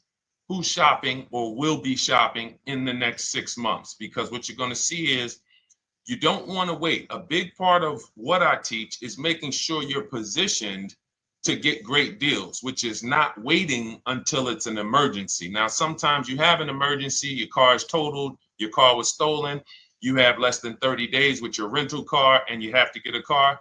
That's different. But we don't want to go into a $30,000, $50,000, $100,000 transaction waiting to the last minute. So who's shopping for a car? Let us know in the chat. Let me know. Hey, yours truly. Great to see you. Great to see you on YouTube. We are live on 4 platforms: YouTube, Instagram, Facebook, and TikTok. So I have my man Dolan, the best moderator in the world, bringing your questions in. So no matter what platform you're on, you can start typing your questions. Now, this whole stream is going to be sponsored by my new digital book. It's called Cars from Home. 7 steps to saving time, money, and avoiding dealerships. It's already 5-star rated. If you look on goodreads.com, thank you to everyone who has reviewed the book. You've sent me your stories. You sent me your testimonials. You sent me your deals. Continue to do that. I love getting those emails. It makes a big difference. People like Marie, she got 13,000 off using the book, using the steps. It's a simple do-it-yourself blueprint to really, really maximizing all the money in your car deals. And you can get a copy for the next 2 hours for 75% off. It's normally $97, but as part of our book launch special, you got your copy for 75% off, $24. So you can go to my TikTok bio, Instagram bio, the YouTube comments, or the Facebook comments. We have a link for you, and you can grab your book. You won't leave the stream. And you can come on back. Feel free to ask as many questions as your heart desires. All right. Good to see you, Nikki. Happy Monday. Great to see you. All right. So, okay, Dolan, let's start bringing in the first question. I want to check in on Instagram. And yours truly on YouTube asks, which fees can be negotiated on an offer for a used car? Great question. There's only 3 legitimate fees on every car when you're purchasing it pre-owned. Doc fee. Some people, you'll hear people say, "Oh, doc fees are made up fee." It's a legitimate fee. In fact, when you look on the purchase order, which is that long form after you get your car, you'll see it's oftentimes it's printed on there. So is it all profit for the dealership? Yes, it is, but it also is legitimate. Your DMV fees, plates, license, registration, and your taxes. So those are the legitimate fees. Now, what are not legitimate fees? Anything that's not those 3.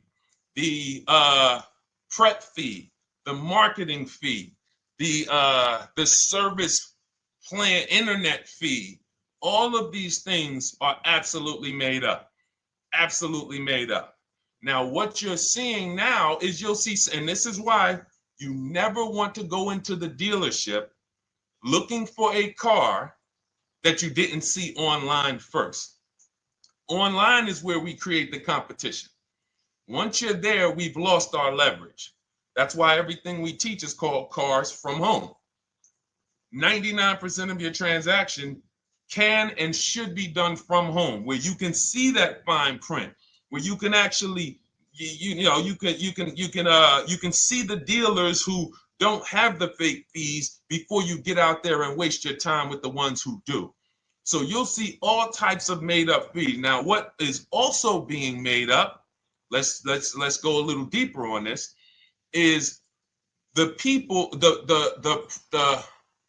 all right, if I put a mandatory service plan on my car, it's not, there's value there. It's not like the internet fee, which is just a ripoff, or the prep fee, which is just a ripoff. There's a service plan built in. Okay, then we have to determine if there's value there for us. There's a key replacement built in. But here's how I would like you to think, yours truly, and anyone who's in a similar situation. You'll be shocked. Anyone who'll be shopping for a used car, type the letter U. I want to drop a couple things for you to keep in mind and lock in. If you're going to be shopping for a pre-owned car, type the letter U. So yours truly, when we're looking at cars, what we want to do is we want to see, oh, sorry, hold on. I'm just, oh, thank you to everyone who shared this broadcast with a friend. I appreciate it. If everyone shares with one friend, we'll change the auto industry in less than a year. So you want to look at, as you're looking online, you want to be able to see the low side of the market for the car you're shopping for. So let me give you an example. Let's say you're shopping for once you have your budget, you want to try to get as new of a car as possible. If you don't see cars in that budget, go 1 year back. I always like to do 100 miles. You don't want to just do this neighborhood shopping, because here's again, as someone who's been in dealerships or who was in dealerships for 14 years, I can never be in dealerships now. No dealership I wouldn't want to work in a dealership, but there's no person who could tell you guys the unfiltered truth and be in a dealership. They're going to get fired. So, but here's what you'll see. The total cost is what matters relative to how much the car was when it was brand new. I don't want you to pay attention to what they're offering the car for, because that is a made up number based on algorithms and market. Who's ever seen somebody, sometimes you're on a website and it'll say, this car it's a fair deal. It's a good deal. It's a great deal. Who's seen that? That's based on an algorithm. It doesn't actually, it's not real value. Here's what's real value. Let's say you're looking at 4 Honda Pilots. They're asking $22,000 for one, $23,000 for the other, $24,000 for the other, $25,000 for the other. So 22, 23, 24, 25, right? Now you're looking and you're like, well, these cars look a little similar. You know, this one, what's the best deal? Once you get the new window sticker of that Honda Pilot, you'll see one of these Honda Pilots was $45,000 when it was new. This other one was $46,000 when it was new. But this other one was $53,000 when it was brand new. And that's the one that's actually giving me the biggest discount. That's the value. Without knowing the original price of that car, we can't determine what value we're getting in the price they're offering us. And when we don't do this, we make this mistake. We end up doing what some people did during the pandemic. They paid the same price for pre-owned cars as they were when they were new. Everyone didn't do that, but a lot of people did because they thought this was my only option. There were people who paid $27,000 for a Toyota Camry that was brand new, $28,000. This is how we prevent that. When we call that in Cars from Home, in my book, the true value discount. And this is how I bought my Infinity truck. I was literally looking at 3 of them, 4 of them. They all had similar prices from 30 to 31.8. And literally the one of them was 46, one of them was 48, one of them was 52, and one of them was 55. So when you do that math, and I have a calculator in my book that does it for you, but it's simple. You just put the MSRP in and you create and you divide the asking price into the MSRP. And you'll see, oh, wow, this deal is giving me 42% off. This deal is giving me 30% off. So you see how simple it is now to shop when you look at it, when you're looking at it that way. Oh, this deal is giving me 30% off the original price. This deal is giving me 44% off the original price. Then you weigh those things out.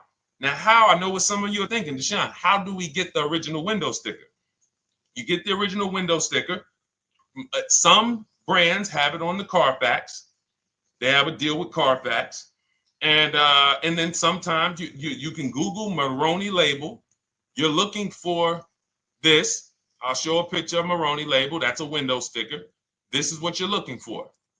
Maroney label. And you can do window sticker, new window sticker. There is a service out there that gets them for $5. Again, I'm not affiliated with it, but here's what you should be looking at. That $5 is like my inspection on a home. I'm only doing this for my top 3 to 5 cars. Top 3 to 5. And once I get that, boom, now, if you're not doing this, there's no way you can get great deals on used cars. It is literally impossible because all you're doing is basing it off of smoke and mirrors. So I'm here to tear back, to reveal this whole industry is smoke and mirrors. It's all about psychology, and it's not about you winning. It's about dealers making you think you won. Hold up. Wait. Wings Buff on Instagram said the audio is not working. I smell sabotage towards you. Let me know if the audio is not coming through clear. Let me know, and we'll try to adjust it. I don't know. Yes, exactly, Amanda. It's called real value. Real value. We call it the true value discount. That's what it's called. So it's biggest discount from the original price. So when you're out looking for pre-owned cars, your only mission is to look at, you can ask the dealer sometimes, hey, you got the original price of the car? Again, you don't buy a new car without it. Thanks, Creole Queen. I appreciate it. She said on TikTok, we're fine on TikTok. I don't know why it may be coming through different on Instagram, but maybe log out, log back in, and let us know if it's something that is just coming through on Instagram. But you'll see the difference. Type $ if y'all understand that before we move on, because we got a lot more questions coming in. But without getting the new car price of the used car, it's impossible. We can make up a price. We can literally just make up a price. Oh, we're asking $32,000 for the car. How do you know that's a good price?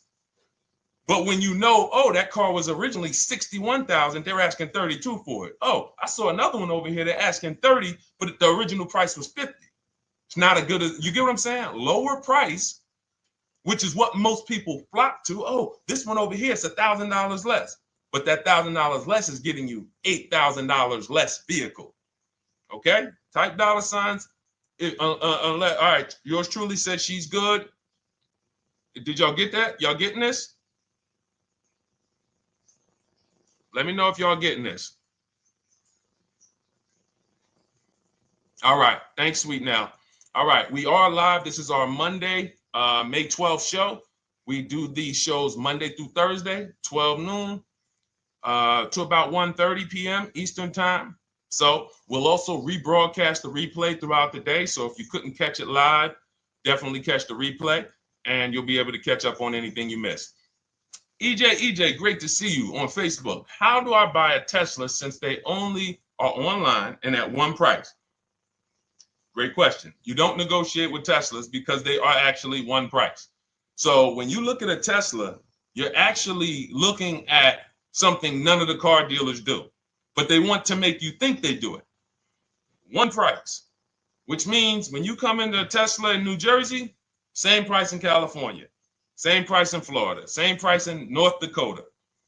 Every other brand Every single car is individually owned and operated. Every car dealership.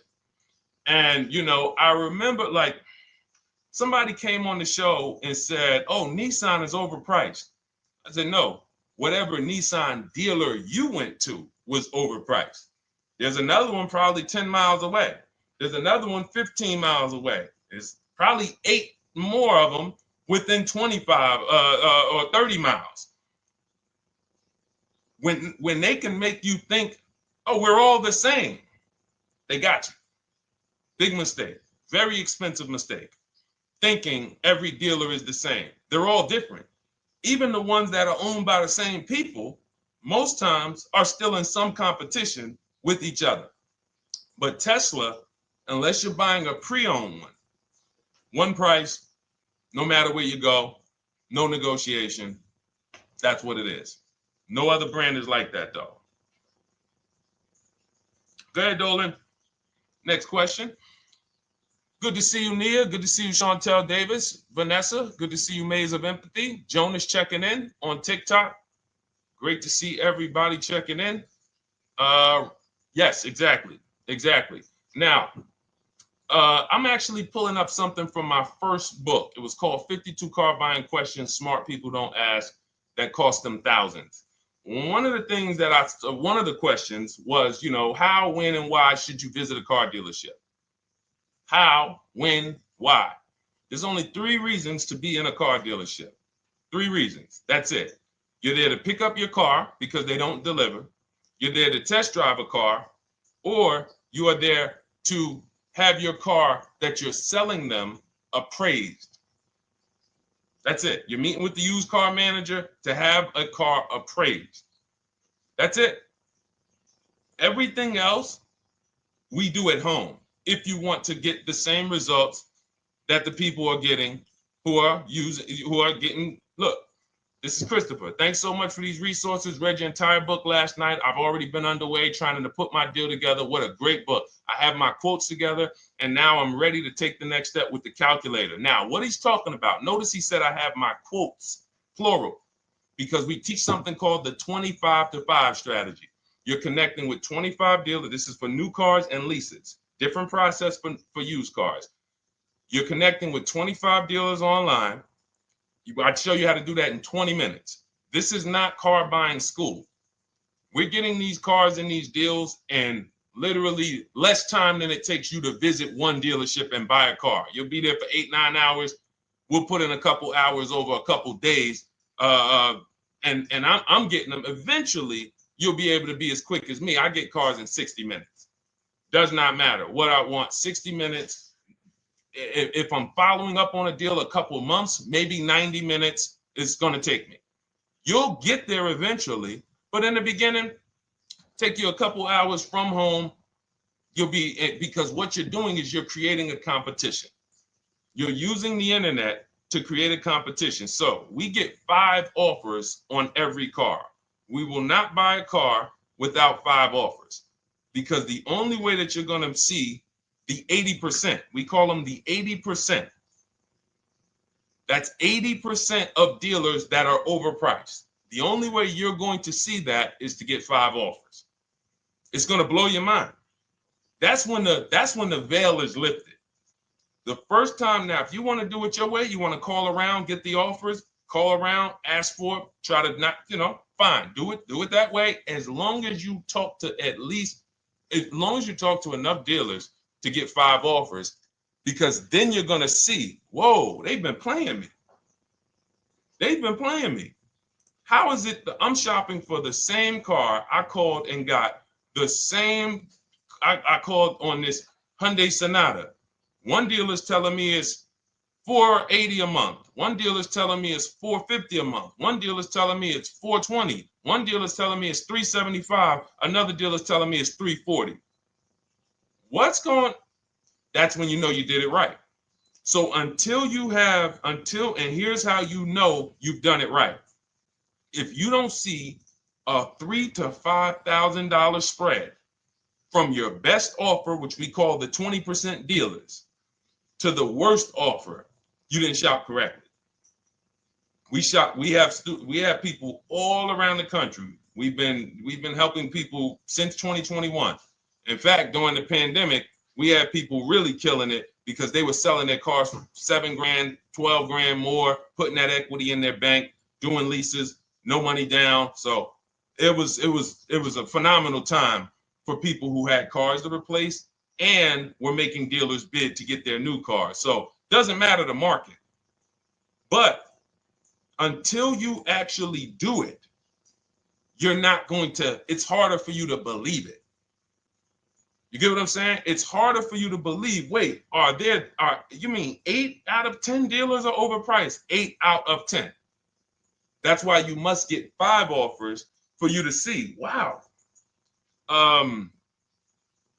My highest offer is $200 a month more, and that's my local dealer. That's the dealer that's 20 minutes away, because oftentimes some of your closest dealers, when they see your zip code, they'll be like, oh, this person is not going to shop us. Let's give them this offer. It's that dealer that's 45 minutes away, an hour away, when they get your notification on their website and they're like, whoa, okay, this is a person in our competitor's market. Let's take this deal from our competitor. It's going to blow your mind. And then it'll be changed. Right now, you're just being exposed to the information. And the same thing on used cars. The best value used cars are $3,000 to $5,000 less than the highest price used cars. It's just what it is, because 80% of dealers are going to, even when they say it's their best deal. Who's had a dealer say that to them? That's our best deal. That's the best deal we can do. Listen, that's the best deal we can do. Who's had that? Raise your hand. Who's in their car buying purchase, in their shopping, has heard a dealer at any time say, hey, that's it. That's the best deal we got, right? They're not lying. They're just not going to do, they'd rather you leave and they'll sell the car to someone else. Because they're like, we're not going lower than this. But here's the thing, their competition will. That's their best offer. It's not their competition's best offer. So it's very important to understand that. Okay? All right, let's go, Dolan. Let's keep it going. Next question. Oh, good day. I'm glad you got the book, EJ. Use it. Win. Send me your success stories. Continue to just follow it step by step. Ask yourself, what step am I on? It's like a checklist. Boom, that step's done. Go to the next one. Boom, check. Go to the next one. Hey, I'm looking for a car right now. I have 7 to 10 grand. Which way should I go? Well, I mean, if that's your budget, you probably can look for, and this is not what I teach, but I do have we call this a smart car. It's not that type of smart car. The little one stands for saving money at the right time. And if I got 7 to 10, what I'm looking for, I'm on Facebook. I'm looking for something. See, and this depends on what you need. See, needs, you pay for 5 things in a car. You pay for 5 things. Remember this. Size. So anyone who's like, oh man, I need to save money. Here's what and let me actually tell you why I want you to know this. When I was in Mercedes-Benz, right? We had people come in. I remember a woman came in. She's like, okay, I got kids. I need the one with the 3 rows.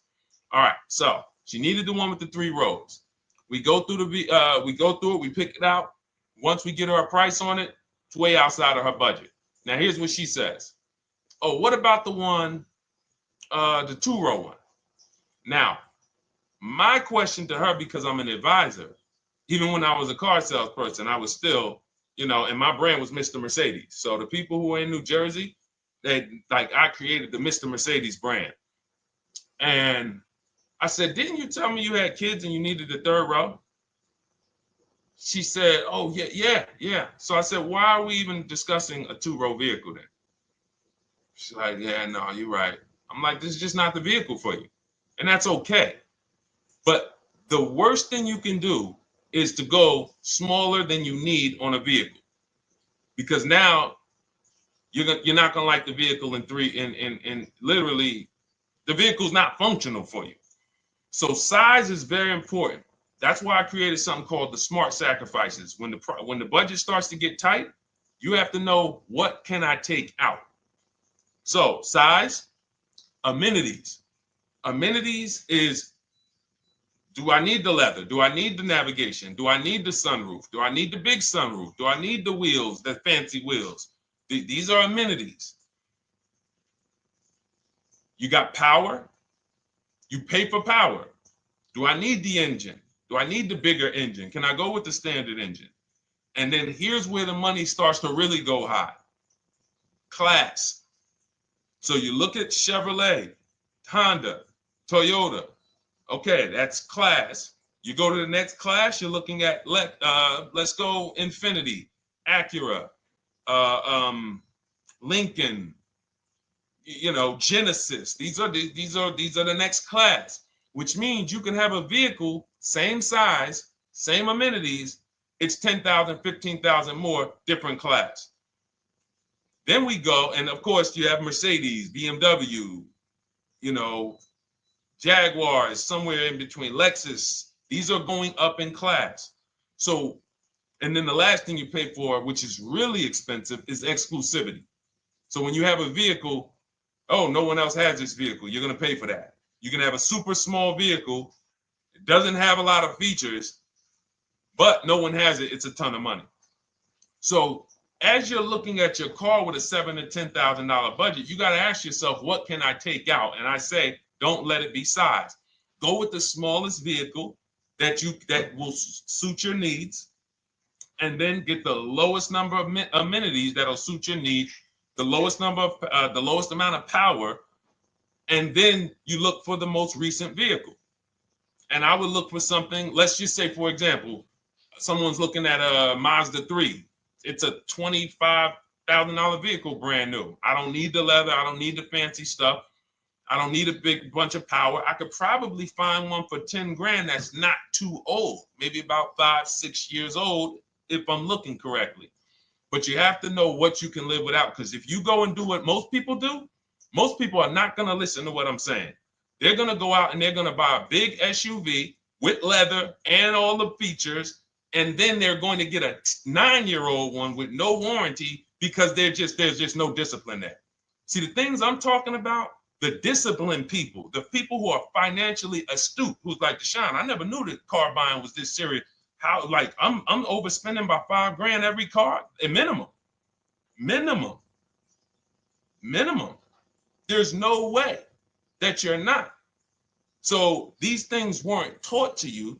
None of us were taught how to buy a car. We were literally indoctrinated into, this is how you get cars, ladies and gentlemen. And who indoctrinated us into that? The auto industry. The auto industry. No one told us, oh, create competition, shop for cars like you shop for other things online. There is an internet, no one taught us that. So you have to say to yourself, all right, boom, I got to unlearn so that I can relearn the new way to make sure every time I get a car that I love and I get the most for my money, which is not what most people are doing out here. There's blood in these streets. You hear people, oh, there's no cars, there's no deals. They're walking in the dealer saying this stuff. Like, you're going into a person who wants to sell you something and giving them all the strategy, all the ammunition to sell you, raise the price. Hey, man, I've been looking for this car. Not many people has it. Cha-ching. Thank you for telling me that. Oh man, the tariffs are coming too, right? I hear the tariffs are coming, so things are getting more expensive, right? Yep, absolutely. Yes, they are, Mr. Customer. Thanks for saying all of this stuff. That's how most people buy cars. That's why the auto industry is just printing money on the public. So you got to change your behavior, and that's what we do here. And it's easy, and it's fun. You look at the people. Look, and we'll take some more questions because I see we got one that just came from Nurse Gregory. I got you on TikTok. So this is our Monday, May 12th live show. So we are live. You can feel free to type your question. We rebroadcast this show throughout the day, but we are live every Monday through Thursday at 12. So, but look, when you look at the confidence from Brian. Look, just finalized my deal. First ever lease using your system. 2025 Honda HR-V Sport, $30,000 MSRP, $395 a month, 1.2 ratio. That means he understands how to value leases when he's putting his ratio. 12,000 miles, 36,000 miles, 36 months, no money down. Initial quote was 434. Then he used our calculator, and the counter offer came down to 394. Listen to the confidence. Look, I bought your book, use your system, just closed my deal, have positive results to report. A caveat is I wanted a newly released 2026 Genesis, not even out yet, not even out, GB70. And there are no incentives. I could have gotten incentives on the 2025. However, I wanted the 2026, was willing to pay. I reached out to 20 dealers. We show you how to reach out to 25, but on a Genesis, may not have been as many dealers because it's more of a luxury brand. They haven't built as many dealers for Genesis yet. He says he received 9 offers. Look, that's how we know when you're doing it right. 5 offers, 9 offers, 7 offers. How many offers do you get? Thanks, y'all, for running those likes up on TikTok. Could y'all just keep double tapping the screen every time you hear something you like? You're going to see those likes continue to run up. See, this is it. I'm happy with this. Look, he gets an $815 a month payment on a $58,000 vehicle, 1.4. Now, again, 1.4 is incredible value when you add up those payments relative to the MSRP and taxes. Our goal with leases is to be under 1.5%. Now, I know for a fact he could have gotten about 1.2 on a 2025 Genesis because I just saw a person who's using our system get that. Phenomenal deal. But he wanted that 2026. So he gets his bids.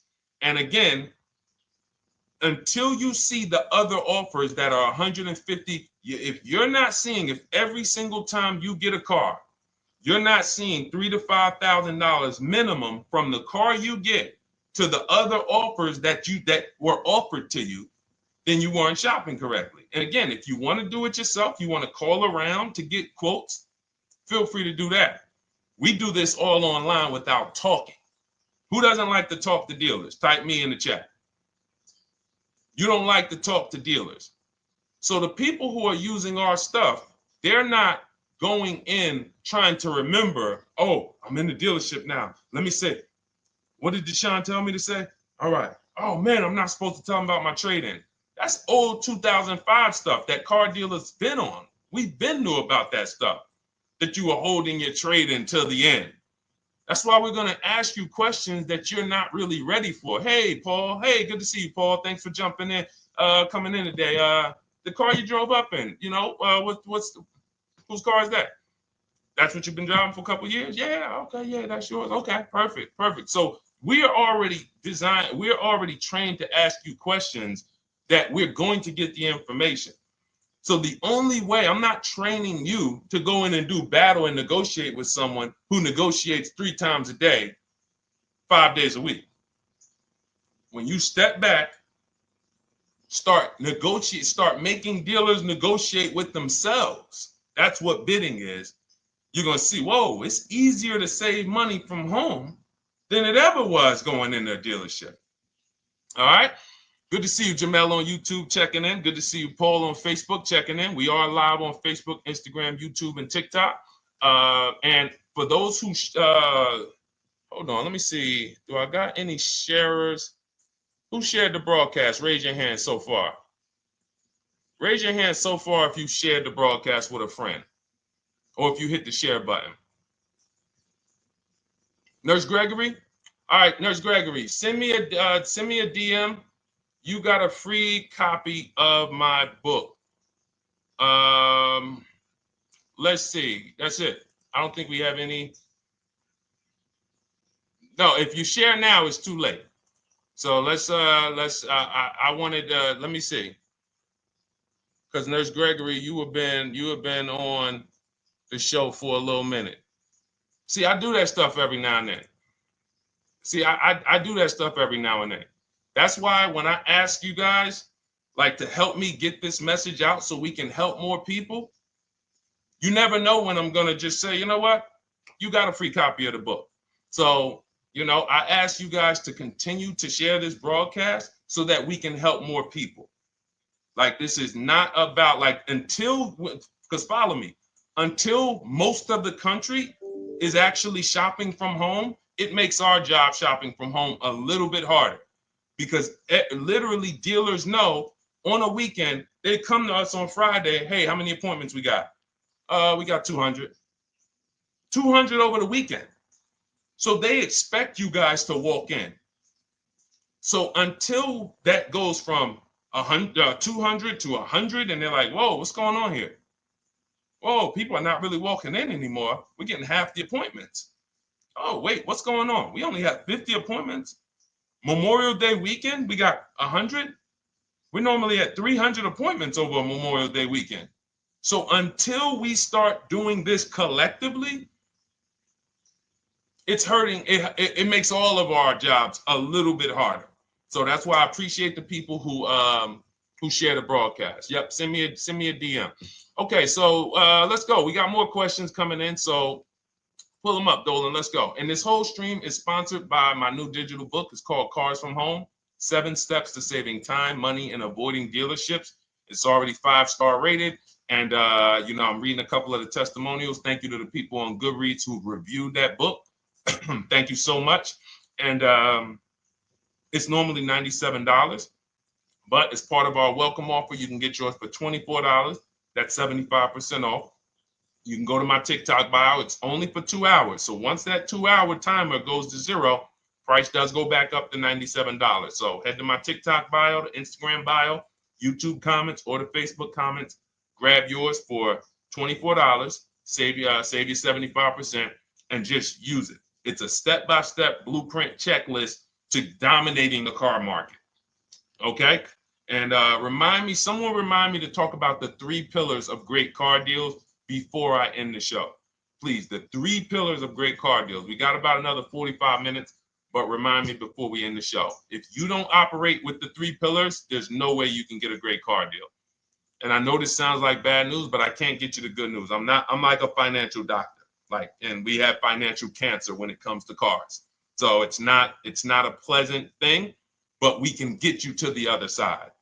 You're losing a ton of money. You're losing equity. You don't even know you can sell cars without the title that you haven't paid off yet. You don't know you can sell leases. All of this stuff is costing you thousands and thousands of dollars, but we can get you to the other side. Third, so nowadays, it's always better to just buy new, especially if you plan on keeping the car long term. No, absolutely not. If I'm keeping the car long term, there's something. So step 1 in our book is called the 8-year rule. It's the 8-year rule. Who's always wanted to know what's better, buying or leasing? Type me if you've always been like, Deshone, I hear about buying, I hear about leasing. When is it better? When is it better to buy? When is it better to lease? Who's had that question?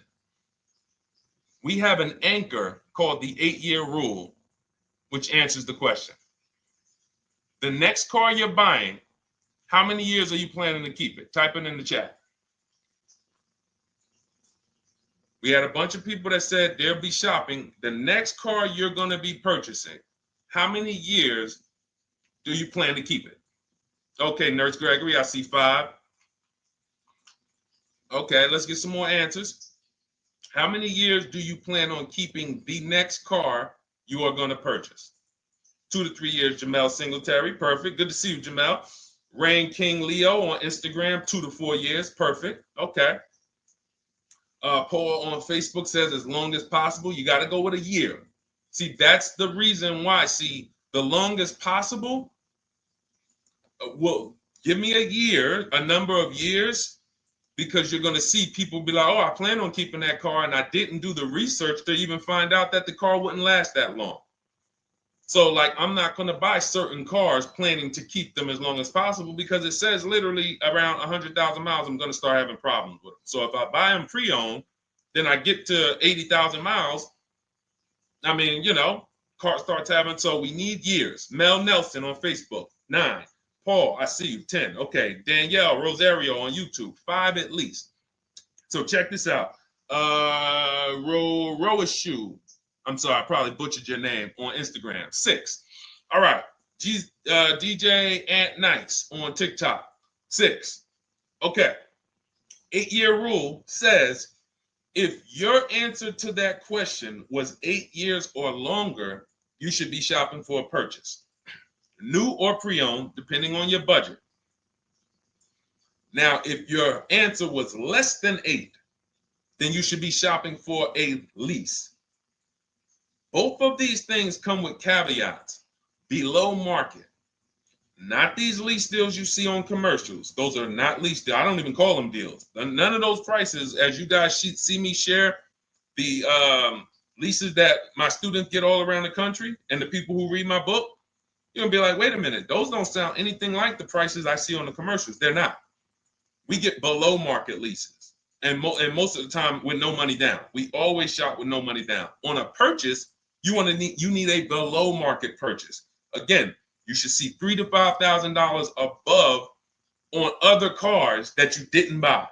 So the car you got, whether you're purchasing it or leasing it, it should be $3,000 to $5,000 below the other offers that you've seen, the other cars that you've seen online.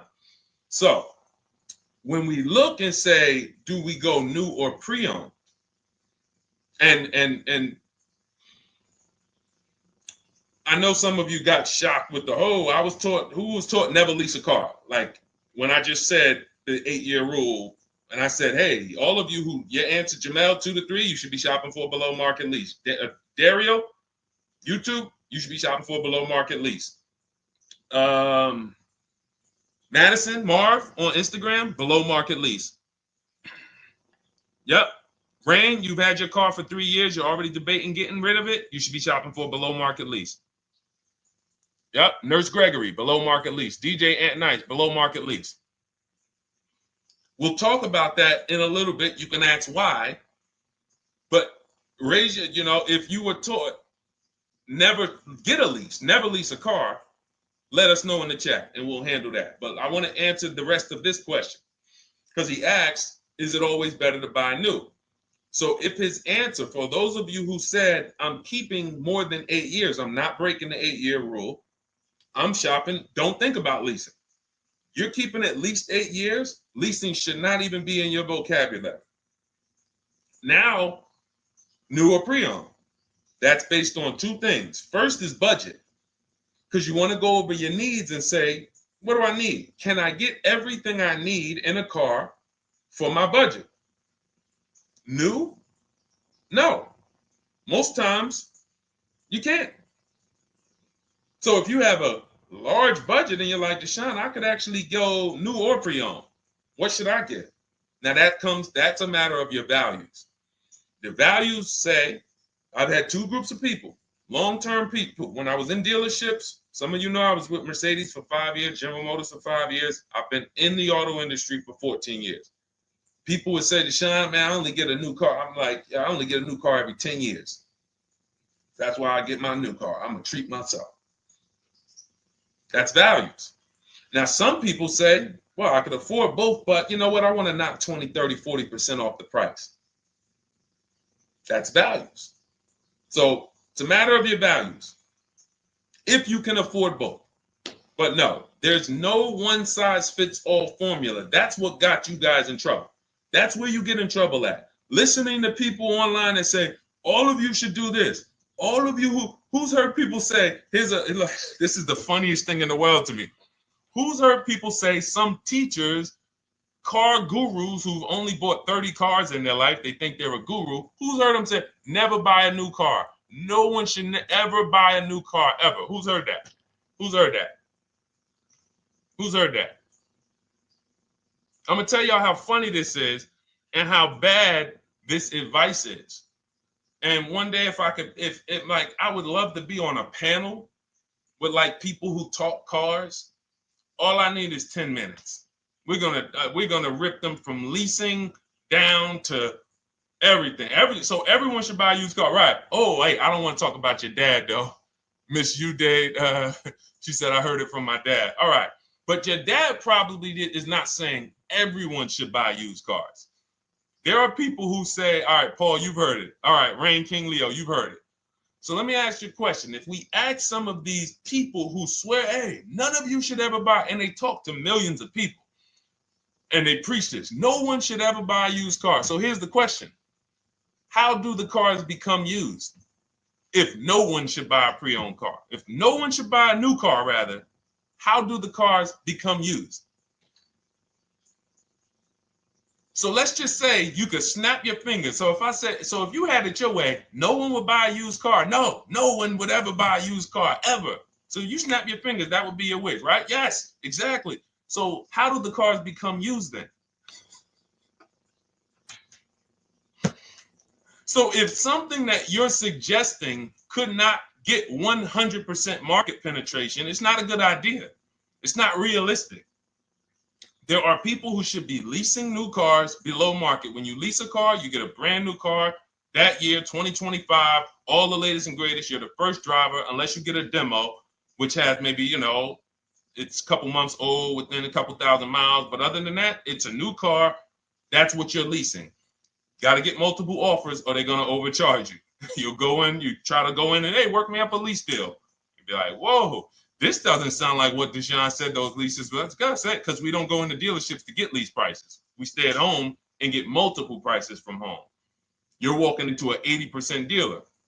But yes, that's the difference. So the 8-year rule is to be your anchor for when I should actually be buying or leasing. And then once you go and say, I'm buying because I'm keeping 8 years, then you let your budget dictate whether you're going to shop new or used. And then you if you could afford both, it's a matter of your values.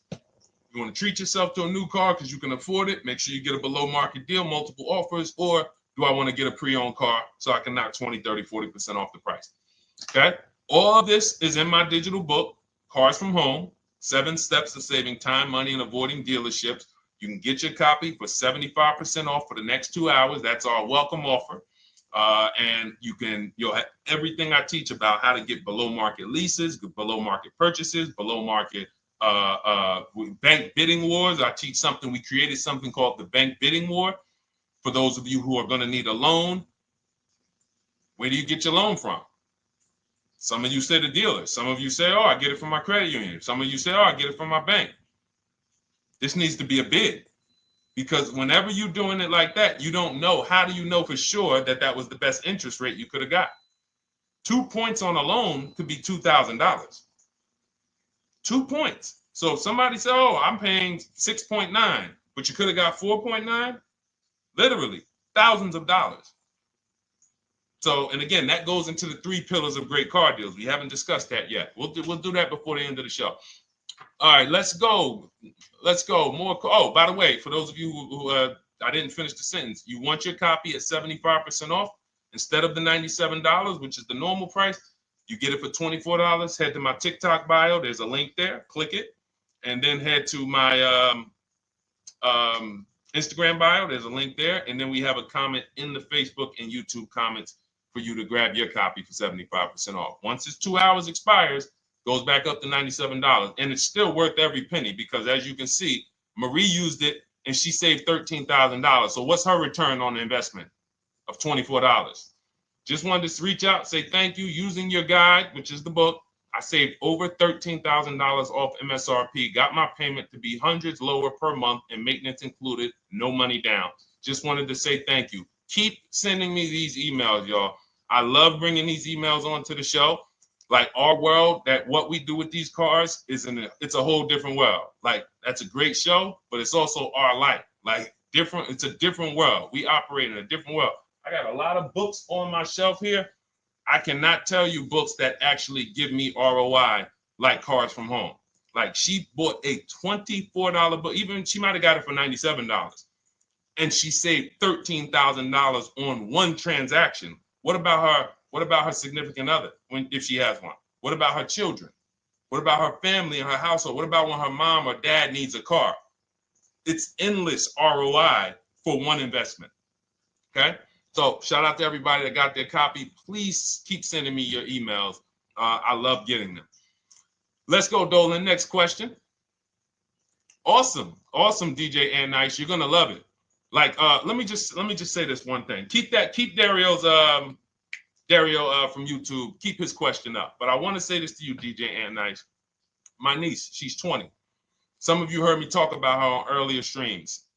She told me, listen, Uncle, when she asked me, what should I do? I said, I knew she's not keeping the car 8 years. I asked her because there are some young people who just are not into cars. Like they will literally drive one car long term, but typically in your 20s, things are changing, jobs are changing, families changing. Your needs for the car may change. So I'm like, listen, 8-year rules. You should be shopping for a lease. You're going to save way more money. Most people go out there and they'll tell you go buy a used car, and they'll put you in a used car for $300, $400, $15,000 is only, that's $300 a month. They'll go and put you in a, $400 payment, $20,000 used car, $18,000 used car.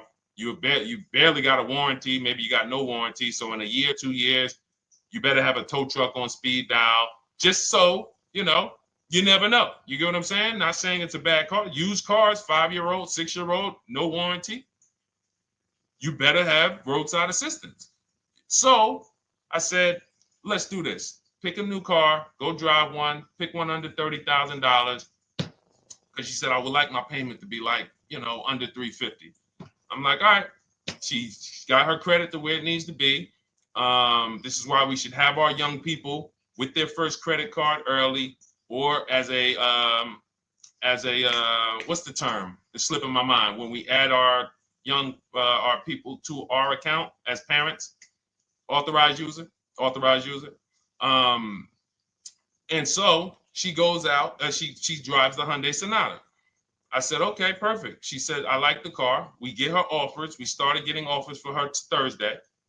By Saturday morning, her best offer was $338.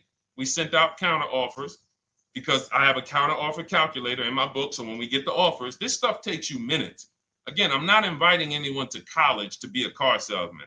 I'm inviting you to a system that will help you get cars in 90 minutes. So we get her offers. We send out the counter offer. We're probably going to land somewhere around because she only needs 10,000 miles. She's probably going to be about $295. Brand new car, 2025, $26,000 car. And so compare that. You get what I'm saying? So when you say DJ, and that was my experience. When I worked for General Motors, I went and leased my Pontiac. My boss is the one who showed me how to do it. I didn't even understand leasing. I was 22. He said, listen, even though I was selling leases, I was just a number. Most car salesmen are this. Y'all, this sound familiar? All right. That's what you want, sir? You like the car? Is this the color? Okay. Let me go get the numbers from my manager. You get what I'm saying? They don't understand the numbers, and that's how I was at 22. I didn't understand the numbers until I got hired at Ray Katina, and Ray Katina, all his salespeople are finance managers too. So that's where I learned the numbers. But before that, I didn't know how this thing worked. But anyway, I'm leasing my first car, $256 a month, Pontiac G6. Brand new car. My other friends out here, they driving other cars, $400, $500 payments. Used cars. So you're going to love it. Like the money is it stays in your bank account, which is our goal. All right. Dario, let's get to you, my man. I'm about to finance my first car at 23 years old with a 769 credit score. Wow. I guess I should have read that question before I just went off on that whole story about my niece and everything. Let's look at Dario's answer to the 8-year rule. Dario, did you answer the question? Dario, how many years are you going to keep this? 5 at least. This is the part. This is the part where I don't know what to do. You get what I'm saying? Help me out here. Y'all get what I'm saying? Like there are times where I literally don't know what to do with this. Everybody, we talked about the 8-year rule, right? We went deep on the 8-year rule. I asked everybody I said, how many years are you keeping your next car? Everybody tapped in 10, 8, 9, 7, 5, 3, 2. I said, okay. Step 1 is the leasing versus buying question. What's going to save me more money? If you are not keeping your car 8 years, you are absolutely overspending by not getting a below market lease. Then, which I didn't even count on, DJ Ant Nice comes and says, hey, man, you talked me into getting this lease because I want to save the most money possible, and I'm not keeping the car 8 years. Then I walk you through a scenario where my niece, her first car, she's 20. She's about to lease a brand new Hyundai Sonata, and her payment's going to be $295 a month. Add that up, $295 a month for 3 years, $295 a month times 36 is $10,620. That is her payments over 3 years. $10,620 over 3 years. Which means if we look at the $26,000 car she's getting, and then we look at the taxes and fees on that $20,000 car, we're probably going to be somewhere around $28,000. Oh, I'm sorry. I'm wrong, y'all. I just pulled up the MSRPs on that car she's getting. It's $28,500. $28,500. She's paying a little over $10,000 to drive a $28,000 car that with taxes and fees would probably put her around $30,000. A little more, but let's just say you get a little discount, $30,000. She's paying. So if she bought this car, what would that car be worth in 3 years?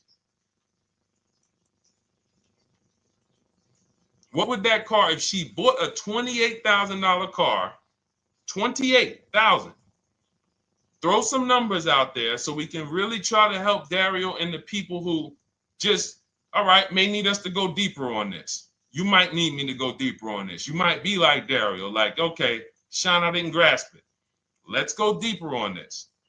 What would the car that she's getting, my niece is about to get for $28,000, $295 a month, what would that car be worth after 3 years? $28,000 car.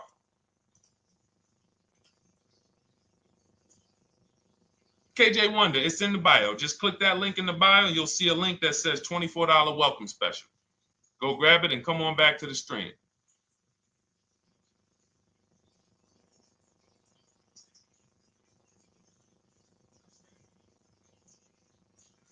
Anybody want to tap in?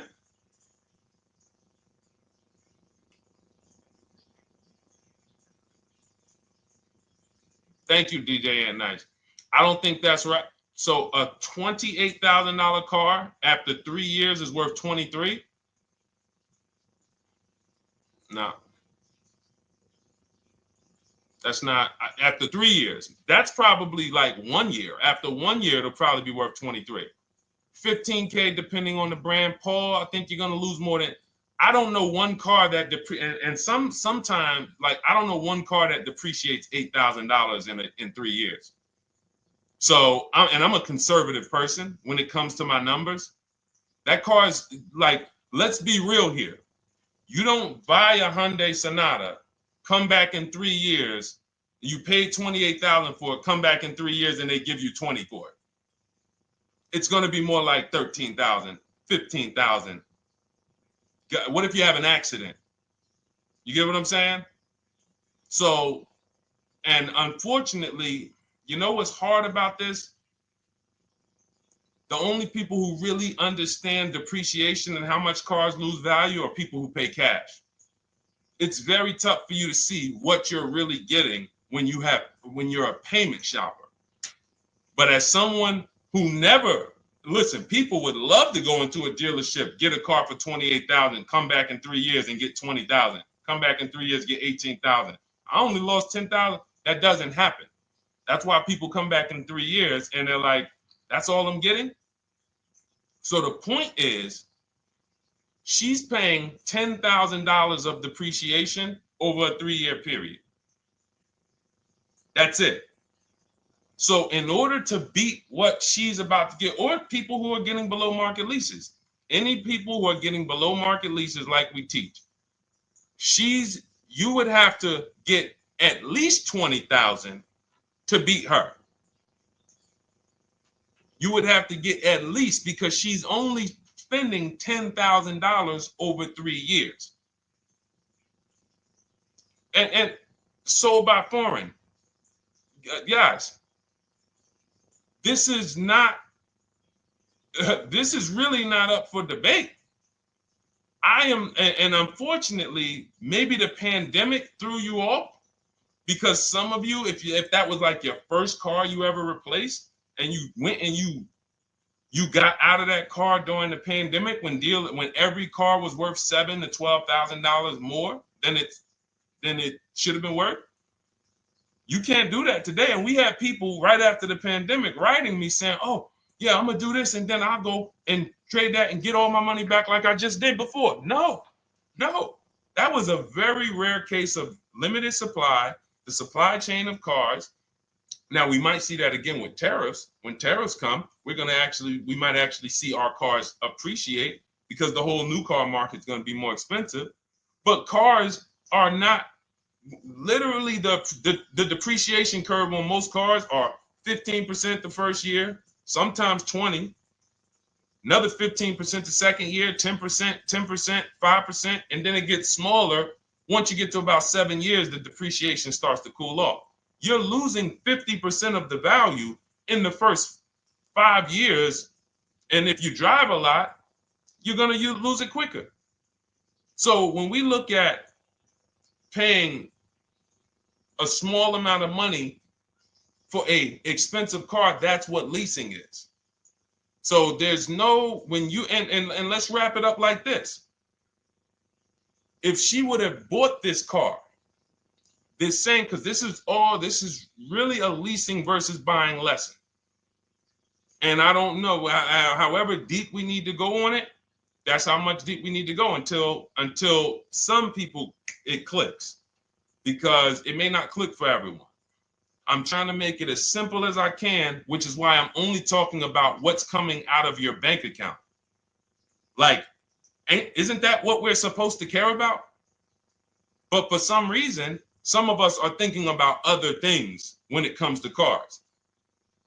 We go into somewhere else. So let's look at if she would have bought this same car, the same $28,000 car with taxes and fees, probably about 31 and change. But let's just round it off to 30. What's her car payment, everyone? Those of you who know the rule, every $5,000 is about how much per month on a loan?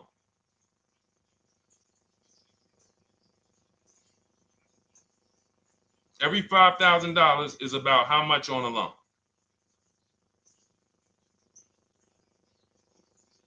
Now, every 5,000, thank you, DJ Ant Nice, you got it, $100. So again, these are videos that I make that, thank God, has been seen hundreds of thousands of times, some of them into the million. Every $5,000 is about $100 per month on a 5-year loan. Yep, you got it, Jamel. So what would this car cost her that was 30? Thank you, Tony, man. It would cost her $600 a month. So the same car that she's leasing for $295 a month would cost her $600 a month if she wanted to purchase it.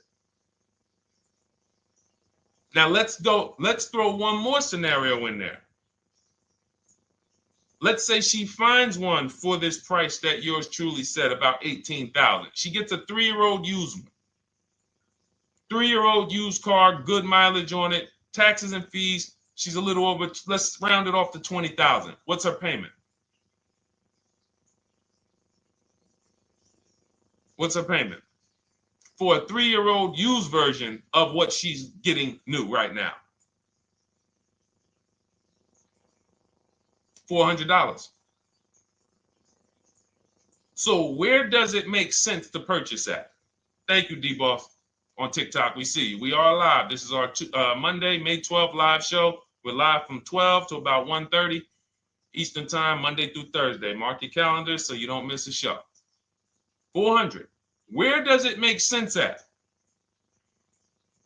I'm on my 7th lease. Where can you tell me that it makes sense at, unless you're one of the people, like, let's go back to Paul, who's keeping his next car 10 years. Let's go to, Paul on Facebook. Let's go to, who else we got? We got a bunch of people that said 8 to 10. Nope, not too many. That's why I read all of that, and I'm like, yo, all of you people should be leasing. 10 years. Wait, nope. I can't find many of you who said you were going to be keeping more than 8 years. So where does it make sense at? That's 3 scenarios where we took the same exact car that she's about to get for $295 a month, brand new 2025. We said, okay, if she got the same deal on that new car, she'd be paying $600 a month for 5 years. If she took it for a 6-year loan, she'd probably get her payment down to $500, but that's for 6 years. And again, she's not keeping the car that long. So when she goes to replace it, she's probably going to have negative equity in 3 years, like most people. Come back, every single car transaction you do, oh, I'm replacing it. Oh, you got negative equity. Oh, dang, how? This is how. And then we took another scenario of her buying a pre-owned one, and her payment on a 3-year-old one with 1 year left of warranty is higher than her payment on the new one. Where does it make sense? Thank you, Tony, man. It doesn't. It doesn't. Listen, depends on the interest rate and the length of the loan. We always, this is an average interest rate. So it's not going to be, your interest rate isn't moving you from from every $5,000 on a loan being $100 a month to every $5,000 on a loan being, $50 a month. No, it's not the way it works. Good interest rate, maybe every $5,000 is $90, 85 tops. It's not 50, to the point where, and this is how people get in trouble. That's why our people don't get in trouble, because they don't go in looking at a $20,000 or $30,000 car saying, oh man, I'm gonna get that to $400 a month with no money down. Yeah, you'll get it $400 a month with no money down. Your loan's gonna be 96 months. So when we have these boundaries, this is how we move. We're not even talking about the bidding process. We're talking about the bidding process is how we get the dealers to give us the best prices. Right now, what we're talking about is structuring our deals. Because if you go out and you get a great deal on a purchase, but you should have leased, you got a bad deal. You got a bad deal. If you go out and you get a great deal on a purchase, let's just say she gets $5,000 off this car. So instead of 30, she purchased it, she got them to knock off $5,000. Her payment still, instead of $30,000, it's $25,500 a month. Thank you, Just Enjoy, appreciate it. It's fine. So a great deal on a purchase, when you are not keeping the car 8 years, is a bad deal, because it cannot compare to if you had gotten a below market lease. It just doesn't compare. That's why I'm showing you these numbers. I'm a math person. I was in calculus as a junior. I love math. And my goal is to try to make the math simple by just showing y'all, hey, here's 3 scenarios: new car, used car, lease. Here are the numbers: $600 a month, $400 a month for the used car, $295 a month for the lease. But we say we want to save money. We say, oh man, things are getting more expensive. Money's important. But we're still letting old mindsets make us do things that don't serve us, because we were taught that, even though it makes no financial sense. So the hardest thing that I have to do is get you to unlearn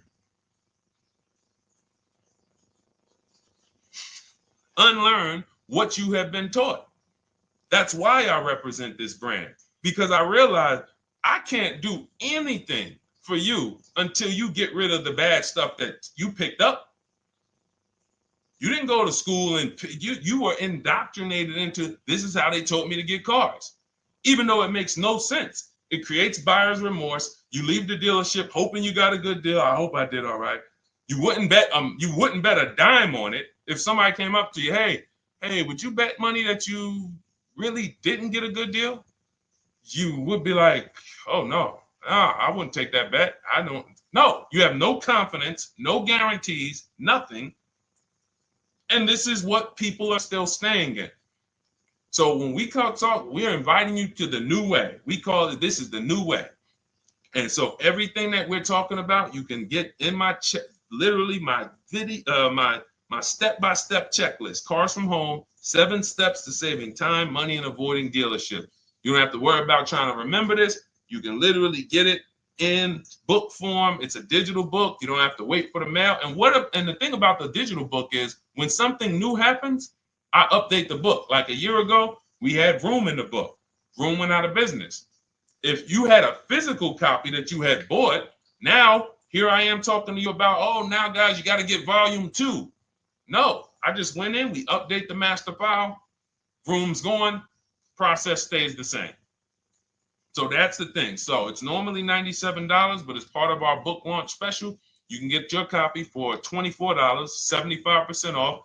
It's a 2-hour only offer. So next 2 hours, if you visited, you'll see the timer. Once it gets to 0, the investment is $97, and it's worth every single penny. The return on that $97 will be incredible. But if you get there before the offer expires, you get yours for $24. So head to my TikTok bio, click that link, my Instagram bio, the YouTube comments, or the Facebook comments.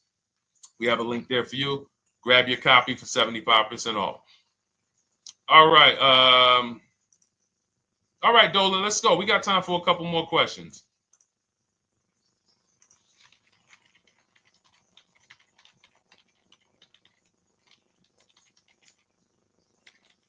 Okay, I'm shopping for a 2018 to 2019 Platinum Escalade. Should I buy in town, or what do you feel about delivery charges from out of town? I would compare. So it goes back to what we started talking about on in the show when we first started. Total. This is why you need to know the original price. So when you know the original price, what you're looking at, and this is everyone who's shopping for a used car. Without knowing the original price, you're just grabbing at straws. You're buying based on made-up prices.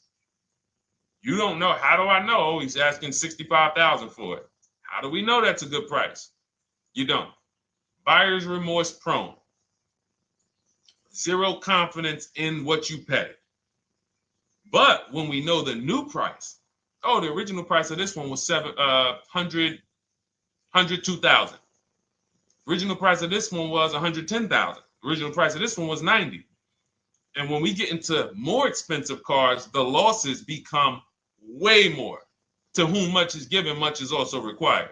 So the losses on 80, 90,000, 200 Bentleys, Rolls Royces, the losses become multiplied dramatically. So if we knew, okay, this one was originally $102,000, they're offering this for $60,000. Oh man, they're giving me, 50, they're giving me 45% off. Oh man, this one right here was originally $90,000, but they're offering it to me for, $64,000. Well, they're only giving me 30% off. So you'll look, without knowing the original price, you're buying the wrong car because you're not buying based on value. You're buying based on made up prices. We think this is a good price in the market, but what is the discount off the new vehicle? That's the only thing. And then you use that and you say, okay, well, this one's giving me 45% off. It has 29,000 miles. This one's giving me 30% off. It only has 15,000 miles, and you can judge more accurately. You can judge accurately when you know real discounts versus nothing. So we must know how to get the new price. I mentioned it. Some brands have a agreement with Carfax. You can get it on the Carfax. Some brands have and some brands you can go to Google and Google the window sticker or the Maroni label, and you can get it that way. And then you'll see some companies that may sell it. But again, I'm never buying a used car without knowing the original price. And anyone who's listening to me and using the Cars from Home system, none of these people, Christy, look, none of these people, Milligan, Courtney, Melissa, Sheree, Ken, none of these people are buying a used car without knowing the price, the original price. That's how they get you. So when we look at what the price is with delivery, we're just factoring that in to the overall. So with the delivery, I'm still getting 42% off the original price. With the delivery, I'm still getting, so you factor all in cost compared to the original MSRP, and that tells you what the good deal is or what is not the good deal. And many of you, you're gonna see, whoa, I've been buying used cars that really don't have, because you're gonna pass on a lot of cars. Once you actually start using what we teach, it's an elimination system. It's a sorting process. We weed out the garbage. So a lot of the cars that you would have normally gotten thinking it was the good deal, you're gonna see, whoa, if I didn't know this, I would have got that car, because that car is $2,000 less money online. But when I got the original MSRP, I see that this car has $20,000 more equipment in it. MSRP of this car was 105. MSRP of this car is 85. Whoa. And it might not be that dramatic, but sometimes especially on some luxury cars, it will be. It'll be that different. So this is how we gauge value. So when we pull off in the dealership, you see people, they send their numbers. You're going to be quick to write me. Man, I can't wait to write Deshone and tell him about this. I can't wait.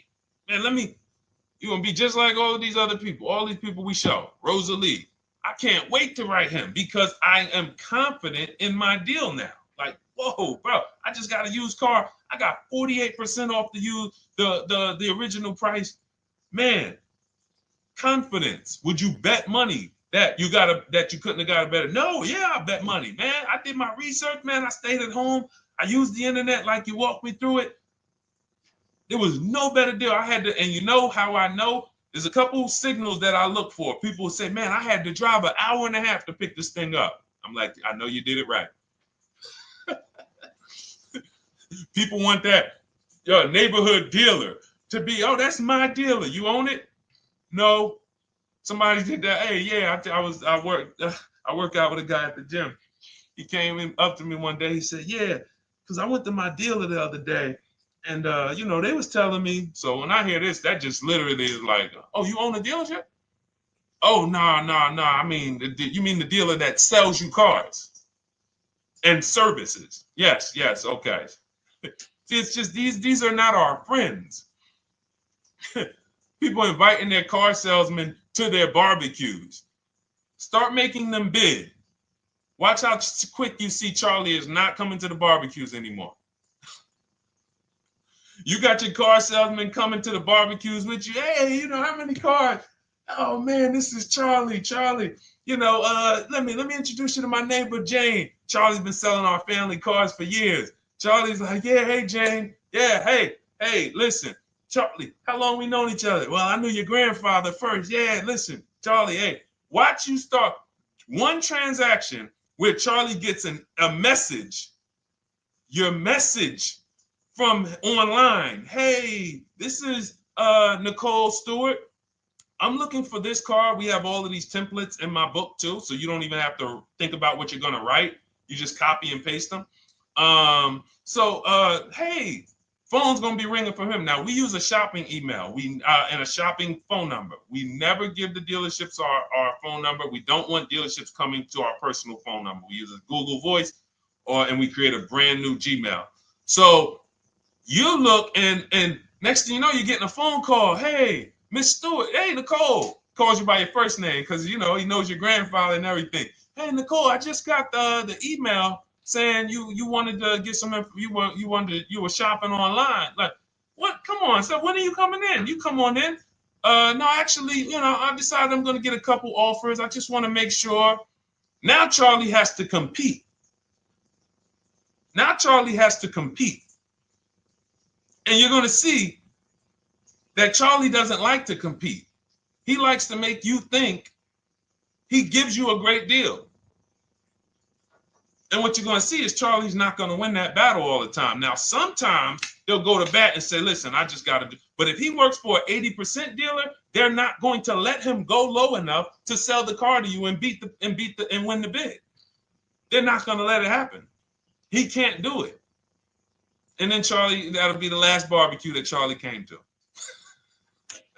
Last barbecue. Oh, man.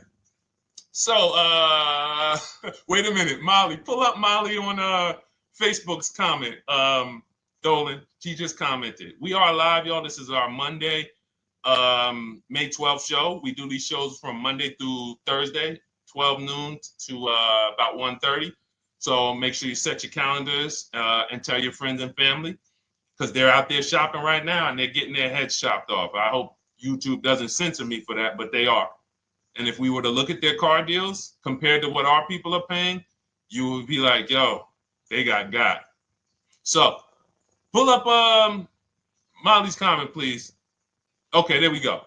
After listening to you, okay, I got called in for another option of SUV I ordered, and boom, they had over $6,840 in options. Ceramic coating, tint, theft protection, yet they kept going down on the price but never removed it. I left. See, and this is, so there's two. One thing you did wise was to not take the deal. What I want you to get to is the point where people can no longer waste your time. When you get to a point, see, with all of you using the Cars from Home system in my digital book, it's impossible to have anyone waste your time. Because when they waste your time, they actually still feel like they won. I'm going to tell you why. We're going to sell this car to someone else, and you still need a car. So that's why that's a reason why who's heard wait till the end, this bad negotiating advice, wait till the end to tell them you have a trade. They know that they literally will do this whole negotiation. You've been in there for 3 hours, 4 hours. Now you spring your trade in on them, and they know, well, we don't have to give her what she wants. We don't have to give her $16,000. Yeah, offer her 14. Offer her 14. Because she's been in here negotiating back and forth. We already dropped our price a little bit. We still got profit we're making, but listen, let's try to make some of that back on the trade-in. All right, offer her 14. Now you've been in here and you're like, no, wait, I know I could get 16 for it. Listen, the car's worth 14. I mean, listen, if you could get 16, God bless. Now they're in a position of strength, because if you walk away, you still need a car. You've wasted hours of your time. And if you take the deal, they won. So it's like some people be like, man, because that's what they're thinking about. You know how many people say, Dad, all right, I know I feel like I could get 16, but do I really want to go through this all over again? All right, let's just do the deal. Lost. Didn't get the money for their trade-in, have no idea if they're getting a good price on the new car. They haven't gotten other offers. That's the car business. That's what 95% of people do. That's the car business. Leave thousands on the table. And now we can talk about the 3 pillars of great car deals, because that actually ties into what we're talking about here. Thank you, Nicole. Thank you. Helping out the community. Listen, I help everybody willing to listen. I have the benefit of actually teaching something that is so effective. I get hundreds of people that write me and send me deals and get results. So I have a real-time gauge on how we're doing. Real time. Versus somebody who sells stuff, but they don't really care about the result. So you'll buy stuff and you're like, whoa, this is not the result I thought I was going to get. All we do is hold ourselves accountable to the results. And as long as we keep getting these emails in, as long as we keep getting people writing us, taking pictures, sending stuff, we know people out here getting the same types of deals that I would be getting. And that's what I want. I don't want anyone taking a deal that I wouldn't take. As somebody who's done thousands of transactions with Mercedes and General Motors, leased 7 cars. I'm the one my friends call. They've been calling me for 7 years, 8 years. Deshone, all right, man, I need a car. I'm good. Listen, this is what I do. And the way that we give them peace of mind is the comparison offers. You only have peace of mind with comparative offers. There's nothing else. That's why you can buy spaghetti sauce, and that's why you can buy a TV on Amazon in 5 minutes, 10 minutes. Because you're going to go through, boom, okay, all right, let me check Walmart.com. All right, let me check this site. All right, let me check this site. All right, this one's the best. You spend $800, $400 in 15, 20 minutes. And not feel buyer's remorse because you've seen the options. Buyer's remorse comes from not seeing other options. It's that simple. All right, let's go. All right, Dolan, we got time for. All right, yeah, throw another one in, Dolan. Let's go. All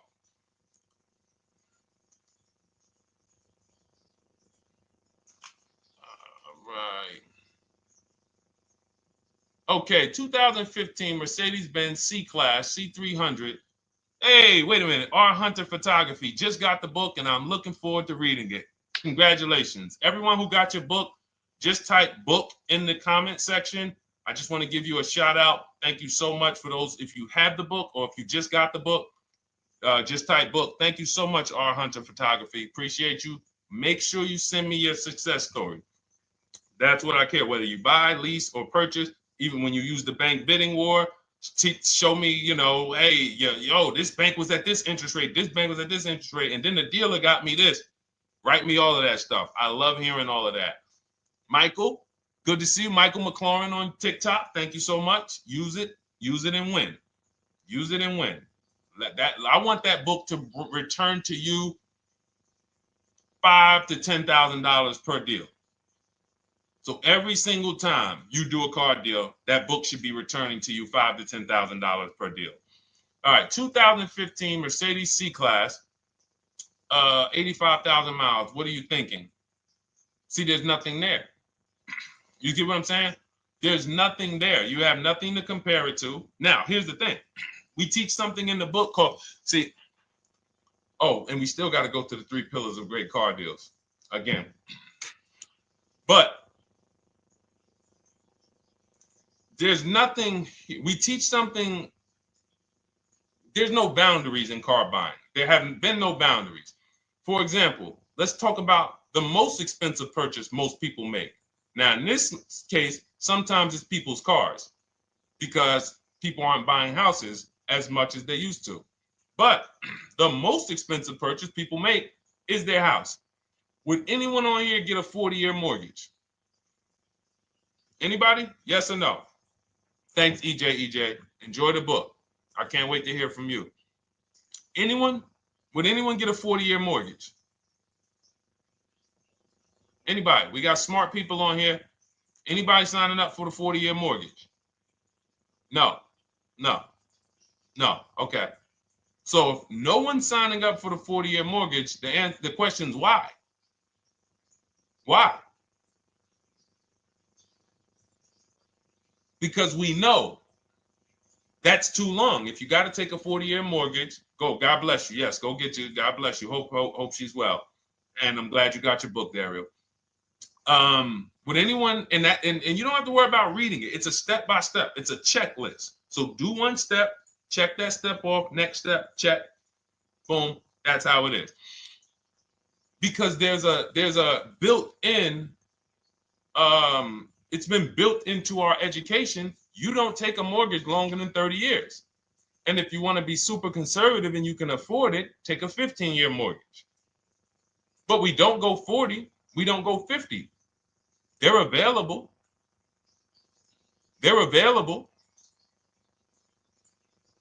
That's the same thing with 8-year car loans, 7-year car loans. And when we look at, so we have something called the rule of 72, which is 6 years, and the 10th birthday. What this says is you should never take a loan longer than 6 years, 72 months, and you should have the car paid off by the 10th birthday. Now, why? Because when I was in Mercedes, people who would come out is two people who hate, this is actually the same person. They hate Mercedes. They hate BMW. Why? Because they had an older one, no warranty, and they could not afford the maintenance and the repairs on top of the money they were paying for it. They hate it. You ever hear people say, oh, never buy that, man. I had one of those. It was a money pit. It was a money pit because you bought one that you wanted to shoehorn your way into the car.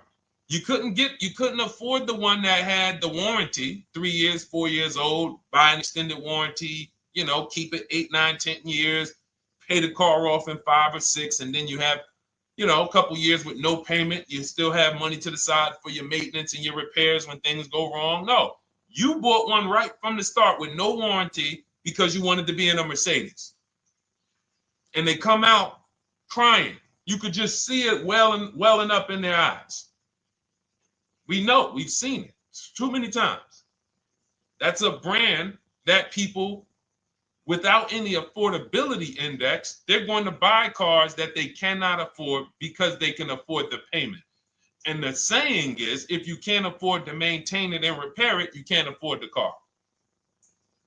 So we never want a car that has a loan on it past the 10th birthday. That's an affordability gauge. That means I'm looking at a 6-year-old car. Car is 6 years old. 4-year loan. The amount of the number of years on the car, and this is in my book. Nothing I'm telling y'all is me coming off the top of my head or off the fly. I'm teaching you out of my book. That's what these shows are. I'm literally, when you are reading the book, I remember Deshone talking about this on the stream. Oh, I remember Deshone said this on the show. Everything I'm teaching you on the show is my book. So you can understand. I'm not winging any of this stuff. But when you look at the rule of 72 on the 10th birthday, it says the age of the car and the number of years on the loan should not go past 10. So if you're looking at a 5-year-old car, that already says my budget can only afford 5 years old. Like I can't get 4 years, 3 years old, which means I need a 5-year loan. If I'm looking at a 4-year-old car, I could do a 10-year loan. I mean a 6-year loan, because that's under 10. If I'm looking at a 3-year-old car, I can do a 6-year loan. 2-year-old car, 6-year loan. But if I'm looking at a 7-year-old car, 3-year loan. And what you're going to see is, wow, when I use that, Deshone, I see there's certain cars I can't afford. Correct. Correct. Because you can't afford the car to begin with if you need to get a 6-year loan on a 7-year-old car. Does that make sense? Type $ if that makes sense. Type a $ if you're getting this. Type a $ and let me know you're getting this. Never heard of a 40-year mortgage. Exactly, Artelis on Instagram. I didn't hear about it until I started teaching this. Because the reason we created the rule of 72 on the 10th birthday is because we wanted to bring the same standards that they have in mortgages to the car business. There are people who only get a 3-year loan on a car or a 4-year loan on a car. That's like a 15-year mortgage, short-term mortgage. And then there's people who say, all right, I want to do a more average 5 or 6-year loan. That's your 30-year mortgage. But when you start going to 7-year loans, that's 84 months on a car, you're moving to like a 40-year mortgage. You are going past affordability. This is a sign. This is a red flag. I cannot afford this car. I cannot afford this car. Let me look at less car. Let me look at what I can sacrifice. We talked about that earlier. Can I sacrifice size? You don't usually want to do that unless you're getting a car that's just big for no reason. Oh, I just like big cars. Well, you might not want to get a big car in this time. You might want to go smaller. But never get a car that doesn't cover your needs in terms of size. What you really want to look at is amenities. All right, I don't need the big sunroof and the leather and all of this stuff. You know what? Let me go to the next amenities down. Class. So you're like, oh man, I'm used to driving Lexus. I'm used to driving Mercedes. I'm used to driving Genesis. I'm used to driving Infiniti, Acura. No, maybe you got to go down to the next class. You'll save $5,000-$7,000 going to a lower class of vehicle. These are the things that you want to be looking at. This is how you want to approach. This is how you don't. This is how we win. This is how you understand your car transactions versus just like, all right, time to get a car. Can you just do this for me, Mr. Person who I know is going to make money on me, and it's your job to make money and they're going to fire you if you don't make money on me? Could you just get me the best deal possible? No. EJ, thank you. Ray, getting value out of it. I see you. Awesome. Deshone, how much should we try to negotiate out the door? That's a bidding process. See, that's a feeling for, we don't worry about that. I'm going to tell you why. Some deals, their best deal is going to be $10,000 off. Some cars, the best deal is going to be $5,000 off. Give you an example. In some deals, the best deal is going to be, you're not ready for this, almost $30,000 off. Now, let me show you each one. So when you look at, where's Tiffany? So Tiffany, no, that's Chris. Hold on. That's Kanika. Oh, wait a minute. All right, let's go to the. So the question you're asking reflects normal negotiation, which is we're feeling for the bottom. We don't really know where the bottom is. We're feeling for the bottom. And you're feeling for the bottom, it's a losing strategy because you don't know how deep, you don't know how low the bottom is. When you feel like in your gut, okay, I think this feels like the bottom, you take the deal. Losing strategy. Because the bottom is different for everyone. So you look at somebody like Sean. Sean gets 15, he bought an F-150 Lightning. He got, with the discount from the dealer and the hidden money, unadvertised rebates, over $20,000 off his F-150 Lightning. Over $20,000 off. Now, you look at somebody who, let's see if we can find Kimberly. Kimberly, when she got her Maserati, I love just keeping Kimberly up because she's like, you know, she got over $20,000 off her brand new Maserati when she got it, even though it was last year. But I want to look for a smaller deal. So I think I might have took Tiffany's down. Hold on. Because Tiffany got a Mazda. Hold on. I used the strategy in your book. Hold on. Tiffany got a Mazda, and when she got her bids, her best offer was $6,300 off. That was the best offer on that car. But she had other offers that were $3,000 off, $2,000 off, sticker price, over sticker. That was $63,000 off, $6,300 off. Then you look at somebody like Milligan. Milligan got the biggest discount I've ever seen in my life. She got a $79,000 car. She got her bids, and she got almost $30,000 off. It's $79,000. She paid $51,359. Brand new car. Brand new car. Brand new car. So do you see that if we're trying to feel for the bottom, let's say you think, all right, $3,000 off. I guess that's a good deal. You're getting beheaded. So we cannot feel for the bottom.